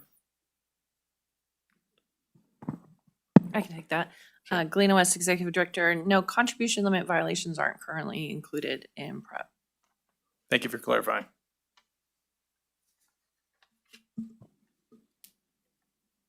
All right, this is our last violation type for the day. We've got late behested payment reports. So elected officials and members of the Public Utilities Commission must disclose any single source of behested payments totaling $5,000 or more in the aggregate in a calendar year. This disclosure must occur within 30 days after the $5,000 threshold is met and for any additional payments from the same source in that year. So a behested payment, they are payments made for a charitable, legislative, or governmental purpose when the official is involved in making the request for the payment. So to illustrate this, I do have an example. I did pull it from one of our education's fact sheets, so I can't take credit for it, but I did change the names a little bit. For example, say that City Council member Harvey Dent posted a video on social media touring the local animal shelter. It was suggested that I put asylum here, but in the video, he asked viewers to donate to the local animal shelter, explaining that they needed a new building. The mayor would then be obligated to inquire with the animal shelter in order to request the information from the shelter about any charitable payments that the shelter received. And if a single source had donated $5,000 or more to the animal shelter, the mayor would then be obligated to file a behested payment report within 30 days. So that's how we get to our potential violation, is if they're filed late. So for Streamline, we will consider whether it's a first-time filer or if they've had no late filings within the last 2 years. We do consider whether the report was filed before public discovery and before enforcement contact. We do consider whether the late reports disclosed amounts that are within the range for eligibility. So there is a limit. The respondent can also show that if they made more than 2 efforts to get the information timely, and that is the reason that the report was late, that would be a consideration for a warning letter. So the exclusions listed out in the regulation are if there was a perceived or actual personal benefit from the behest, or if the maker of that payment was a named party in the subject of a governmental decision before the respondent while the decision was pending and within 3 months before or 3 months following the date of that final decision. In those cases, this would have to be resolved as a main line. It just wouldn't go through Streamline in that case. Because those are not actually violations of the law. It is allowed. So our hypothetical, so back to our City Council member Dent. They failed to timely file 3 behested payment reports. The first report would have disclosed $30,000, the second report $40,000, and a third report disclosed $100,000. In this particular hypothetical, there was no finding of a personal benefit or that the payor had any business before the City Council within that relevant time frame. So under the thresholds that are permissible in Streamline, count the first 2 payments that were, or the first 2 reports that were late disclosed, the $30,000 and the $40,000, that would qualify for Tier 1, but that $100,000 behested payment report would have to be resolved as a Tier 2. So this is an example showing you that like a lot of cases will have a mix of eligibility types. And we would offer the penalty based on that eligibility. So here, the total penalty would be $1,200. It's $200 for Tier 1 and it's $800 for Tier 2. And they've got 2 Tier 1 counts. And they would have to be required to file the late reports if they were not already filed. And in this case, well, in any case really, if this filer subsequently down the road failed to timely file a behested payment report because there was a Tier 2 finding, they would not be eligible for Streamline again. They get that one chance. Unless there's any questions about behested payment reporting. So that concludes today's discussion of several violations that are included in the Streamline program. So at the next commission meeting, we will conclude our epic Streamline trilogy with the remaining violations under 18360.1, as well as the ethic violations under 18360.2. And thank you. We'll take any questions you may have. Excellent. Well, thank you so much for that. I'm I was know. about to make another Batman joke, but we can just move on to Commissioner Brandt. No one needs to hear that from me. So, thank you. I don't have question, but can I just comment? So I want to say, my approach in some ways even in coming in was about automatic, that just fines, automatic fines, giving thousands and thousands of fines. Does that really help convince the public that we're doing things? And so I want to compliment the Streamline system on your making judgments about that and doing these nuances about the effect on the public and all those kinds of things. Because it would be so easy for the Streamline, oh, well, here you go, automatic, here's $200, that kind of thing. But I really appreciated some of the hypos where you looked at specific, oh, well, the effect was the public really was deceived, or any of those kinds of things. Or that it was a first time, or it was somebody, all these kinds of things. Because I see that in the bigger ones, but I had the question about whether when you do the Streamline program, are you guys looking at this is something that needs to be punished versus this is one that, warning letter, those kinds of things. But even tier 1, tier 2, I just think so thank you. So I'm reassured that we're not just automatically given, passing out tickets. That makes sense. No, the Absolutely. evaluation process is pretty substantial. Even with Streamline, that's what I think is just amazing. Yes. So thank you. Okay, do we have any public comment? Okay, hearing and seeing none, thank you so much.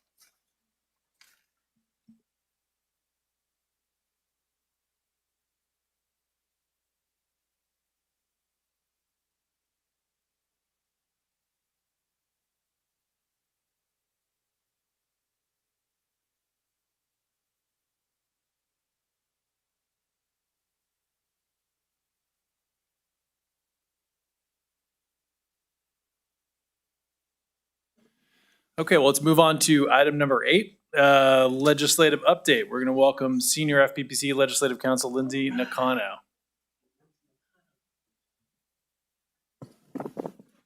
Good afternoon, Mr. Chair, Commissioners. Nice to see you all. I have a quick update today on the final results of the 11 bills that the legislature passed this year that affects the PRA. All 11 bills were signed by the governor, including the 6 bills sponsored by the FPPC. Yay! Lindsay Nakano, good job. Thank you to the commissioners and chair for your input throughout the year, and to commission staff for all of their help behind the scenes. It really is a group effort, so thank you, everybody. And then just regarding the effective date of these bills, all except 2 take effect on January 1st, 2026. AB 1029, which requires disclosure of digital financial assets or cryptocurrency on the Form 700, has a delayed operative date by 1 year. It'll take effect on January 1st, 2027. And SB 42, relating to public campaign financing, must be approved by the voters before taking effect. So that will be on the November 2026 general election ballot. And looking forward to next month's meeting, I will present new legislative ideas to the Commission for your consideration for the next legislative year. And if given direction by this Commission to do so, I'll continue to develop those moving forward and begin conversations with stakeholders and potential authors. So that concludes my presentation today, but happy to take any questions. Excellent. Thank you, Ms. Nakano. And I'll build upon Commissioner Brandt's sentiments. Thank you. Excellent job this session. Several of these bills are significant changes to the law and necessary changes to the law, in my opinion. So on behalf of the people of California, thank you for advocating so zealously on behalf of them. Commissioner Brandt? So I want to understand as we go into this next period of preparing. So I wasn't here last year when we did do this. Let me give you a hypo, and I want to understand your process, your kind of internal and working with the legislature process. You get a bill that the commission says, yes, let's go with that. General counsel has written it in a specific way with specific language and, references and it is perfect. And so therefore, what do you do with that bill? What do you do when you go to, you seeking an author or whatever? Tell me about the steps you go through. I want to understand that. I can explain to you why I'm asking if you want me to do that. Let's start there. Yeah. Okay, so my experience as a committee consultant and other kinds of things, and sometimes a member's legislative director, is some agencies just they have a level of I'll just say a level of arrogance, but their way is the best way, and there is no answer, and so then it doesn't, and so then we don't deal with it until, and they give it to some 23-year-old staffer who has to staff the bill, and they have no idea, what happens, and so it doesn't get until it gets to committee, and it gets to gets in after it gets introduced, it gets to committee, it's blowing up, and because the language, well, you didn't deal with this, you didn't deal with that, and Leg Council wasn't asked about, are there other ways to do this? So that's my question about the development process in those first few months before you go get an author. What kind of things are you doing? We do speak with the Senate and Assembly Elections Committee consultants and get their feedback. They have a lot of feeling and knowledge about how things might go, and they give input, and we consider all of that. So before you go seek an author? They're some of the first people that we talk to. Okay, that's great. And we remain flexible throughout the process to input from stakeholders as they hear about our ideas in public meetings, from authors' offices and from other interested parties. So we're never inflexible to hear other ways of doing things regarding our ideas. And what about Leg Council? What role? How do you deal with them? We don't have direct contact with them usually. Once we do find an author, the proposal will go to Leg Council for drafting, and sometimes we'll be put in touch with them if they have questions or want to do something a little bit different way. But we are also open to if they have drafting suggestions or other ideas for how to accomplish the same thing. Do committee staff ever help you put it in before it gets given to an author? Do they do that? Yes, committee staff have made that option available to us. If we don't have an author earlier in the process, then they will get that into Leg Council so that we have it in that format. Okay, thank you. That's all I need. Commissioner Wilson? Yes. Councilman McConnell, thank you for the great job that you've done this session and prior to this session. But could you explain, and I know we've discussed it at commission meetings, but when there's a situation where a member introduces a bill, it's not necessarily a FPPC sponsored bill, but it might be one that we support. Can you just tell us how we make sure that there's necessary funding within the bill to make sure that it doesn't add an additional burden on the FPPC staff in carrying out that particular provision? And I know we've discussed that previously, but if you could kind of just touch on that, that'd be helpful. Yes, so the funding portion of the bills comes up during the appropriations process. We're in touch with the appropriations consultants that deal with PRA issues, and we'll give them our fiscal on the bill. So whether we need new positions, whether we need additional funds for a computer program or other IT resources, all of that will be included in what we give the appropriations consultant.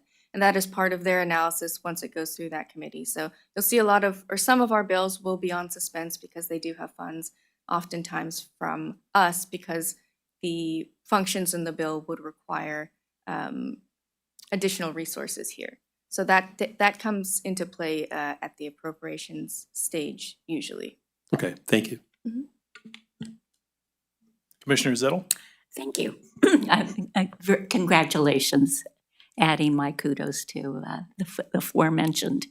I think an indicator of how carefully thought out your bills are, carefully gathered support, talking to stakeholders, is evident that you didn't get any no votes in all of those 6 bills. I think that's rather phenomenal. A question I have, though, is when there is an expenditure, you obviously have a more difficult bar to pass with appropriations. How many of the expenditure requests are self-funded by your fines or not even as an expenditure from the general fund? Usually very few. I think most of the bills that I've seen are not revenue generating. So we would have to rely on general fund money to fund them. Thank you.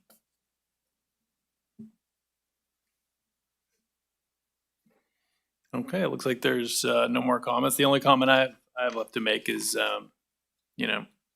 if anybody has any legislative ideas, stakeholders, citizens, otherwise, please let us know as we're developing our legislative package. We're really looking for that feedback, for those suggestions, and we welcome them.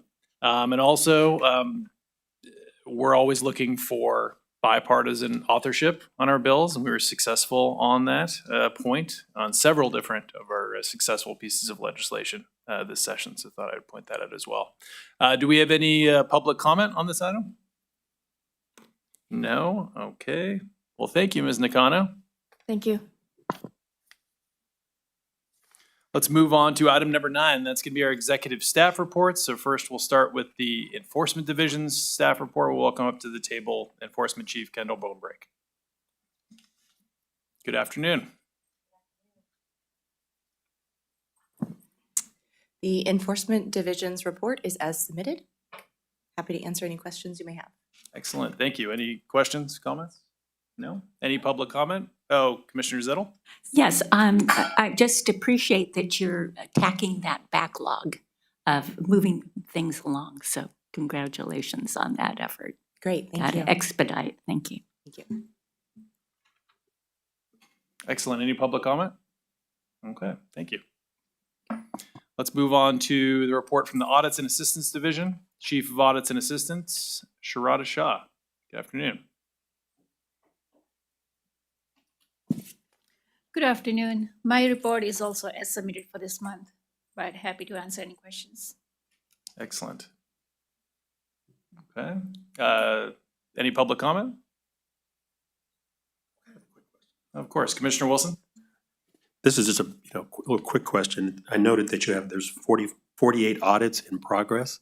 Is that pretty consistent with the norm, or is that a higher number or lower number than usual? No, it is pretty consistent with the norm. Okay, great, thank you. Thank you. Excellent. Thank you. Let's move on to Legal Division, General Counsel Bainbridge. Good afternoon. Just wanted to point out that our advertising disclosure charts have all been updated. There were some changes in the law beginning of this year. For those not familiar, we have these charts that are, I think there's 7 different charts based on the type of committee, since all of them have different advertising disclosure requirements. So through the hard work of our education group and some of the attorneys in the legal division, we've updated all these to the most recent changes to the law. Excellent. Thank you. And just another reminder, we have our updated materials posted for the special election. Legal Division did an excellent job getting those up very quickly, as it was difficult to see that we had a special election coming up in the future. But thank you again for that effort. Let's move on to our next report, which is going to be Administration and Technology Division. Chief Administration, Dr. Ju Wang. Good afternoon. My report submitted as it is, and happy to answer the question you have. Excellent. I don't have any questions. I just have a comment. I want to welcome our new executive fellow, Josh Donner, to the FPPC. Uh, Let the record show that you just stood up and waved to us. Mr. Donner is joining us from the Capital Fellows Program, which is an excellent program that's operated out of California State, Sacramento. It allows recent college grads and recent graduates from graduate school to be placed at the highest levels of government to learn how government works and hopefully join us in the future. I know that I am a former Capital Fellow. I believe Commissioner Wilson is the former Capital Fellow as well, and Commissioner Brandt. Commissioner Zettel, are you a former Capital Fellow? No, but I had several brilliant Capital Fellows, and I just wanted to comment on it. It's a very selective process, so it's an honor that all of you were selected to be Capital Fellows. Thank you for joining us. Commissioner Wilson? Okay. I'll keep it to myself, thank you. Okay. Got our last one here, and that is going to be Executive Director updates from Executive Director West. Hi, everyone. I'd like to welcome Sherry Yang to the table to give us an update on our communications outreach. Excellent. Thank you. Good afternoon. There we go. So today I'm sharing a quick update on the 3 communications projects we've been leading. The first one is our new brand guidelines, and then the second one is our stakeholder engagement and outreach initiative, and the third is our work with the media outlet. And each of these connect to the same goal, which is simply making the FEPC's work more accessible to the public. So the first one is that over the past several months, we've completed a full update to the FPPC's brand and style guidelines, which I'm happy to share with you all if you are interested. I can email that over to you guys. And this is now the standard for how the FPPC presents ourselves, from our reports to our PowerPoints, our letterheads, press materials, everything on social media. We now have a refined color palette, which is included in FEPC's blue and gold, typography, which we use Times New Roman across both print and digital. And then we provide a clear and editorial email guidelines so our tone and messaging are consistent across the board. And then we've updated accessibility standards to ensure that the FPPC documents and presentation meets the ADA guidelines, from color contrast to screen reader compatibility. So ultimately, this gives staff across all divisions a shared language and visual identity. And then the second one is our stakeholder engagement outreach. This is a more comprehensive outreach effort designed to really understand how different groups experience their interaction with the FPPC. And it's an opportunity for us to just do outreach efforts with different folks like lobbyists, filing officials, local elected officials, and press contacts. We sat down with each of them, asked them questions about what their experience is with the FPPC, what feels clear and what's feeling confusing, and how we can communicate more effectively with the regulated community. The goal is to really build a real feedback loop, so we're not just sending information out, but we're also learning how our policies and messaging is landing in practice. The findings will help us shape future outreach campaigns, training materials, and the way we talk to press when we're talking about different issues. And then the third is our podcast and media outreach work, which is pretty much helping bring FEPC's mission to a broader audience in a more conversational tone. We started building strong partnership with media organizations. Most recently, we had an episode with Maddie Institute in Fresno. The chair and I drove out to Fresno, had a conversation with them for about 30 minutes, which was really great. We talked about finance and transparency in the local government space. And then we also sat down with GovTech today to talk about how the FPPC is exploring technology to improve our processes and public accessibility. And then this Friday, tomorrow, the chair has a meeting with Capitol Weekly for an in-depth conversation about our legislative updates and highlighting the legislative wins that we had this year. So together, these 3 projects are all part of a broader communication strategy to really build public trust and get ourselves out there. So I'm happy to answer any questions you have. Commissioner Zettel? Thank you. So Commissioner Brandt already had an idea, I think, for you today, talking about highlighting our relationship with the Secretary of State. So I think that's a great idea. Yeah. Yeah, absolutely. very good. I'm happy to sit down with you and talk with you after this. Commissioner Wilson? Yeah, Director Yang, thank you for your presentation and your hard work. Can you elaborate on, and I know it's a delicate kind of balance of how we get the word out about the FPPC through social media? What's your recommended strategy in that regard? Yeah, so what we're seeing right now is, after spending about 9 months on our social media platforms, LinkedIn is one of our most strongest areas. We have a lot of attorneys, lobbyists, a lot of stakeholders who are on that, who are connecting with us.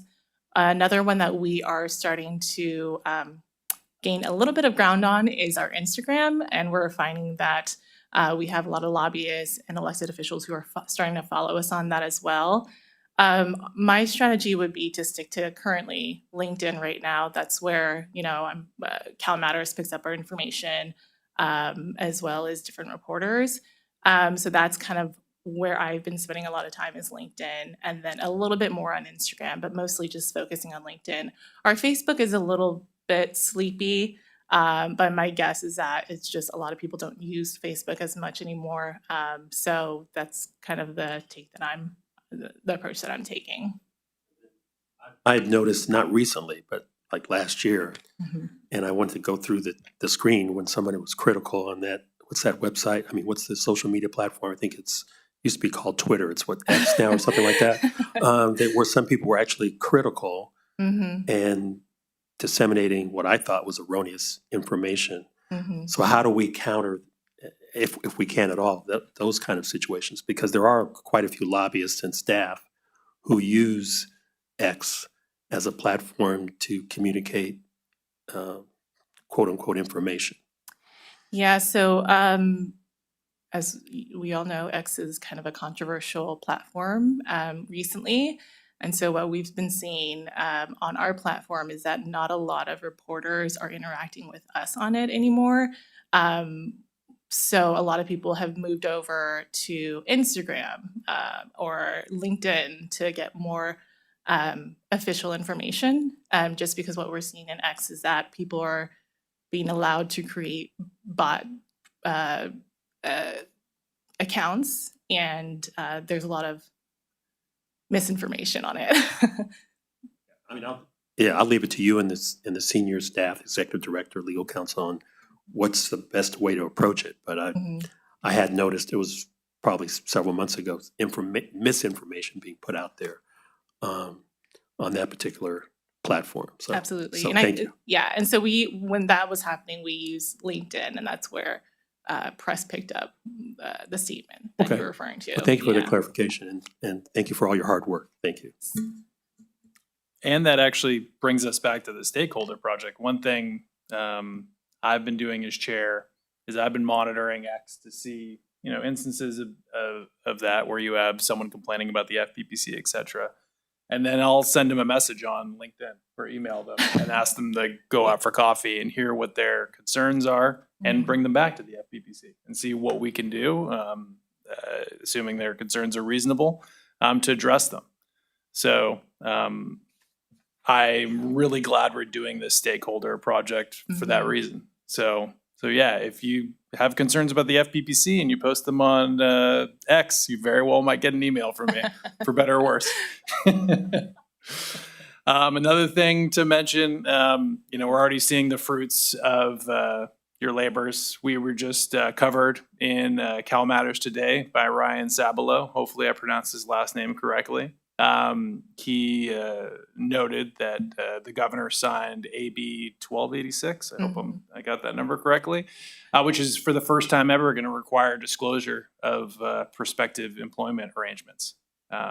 So excellent job. I'm glad more Californians are hearing about the excellent work that FPPC staff is doing.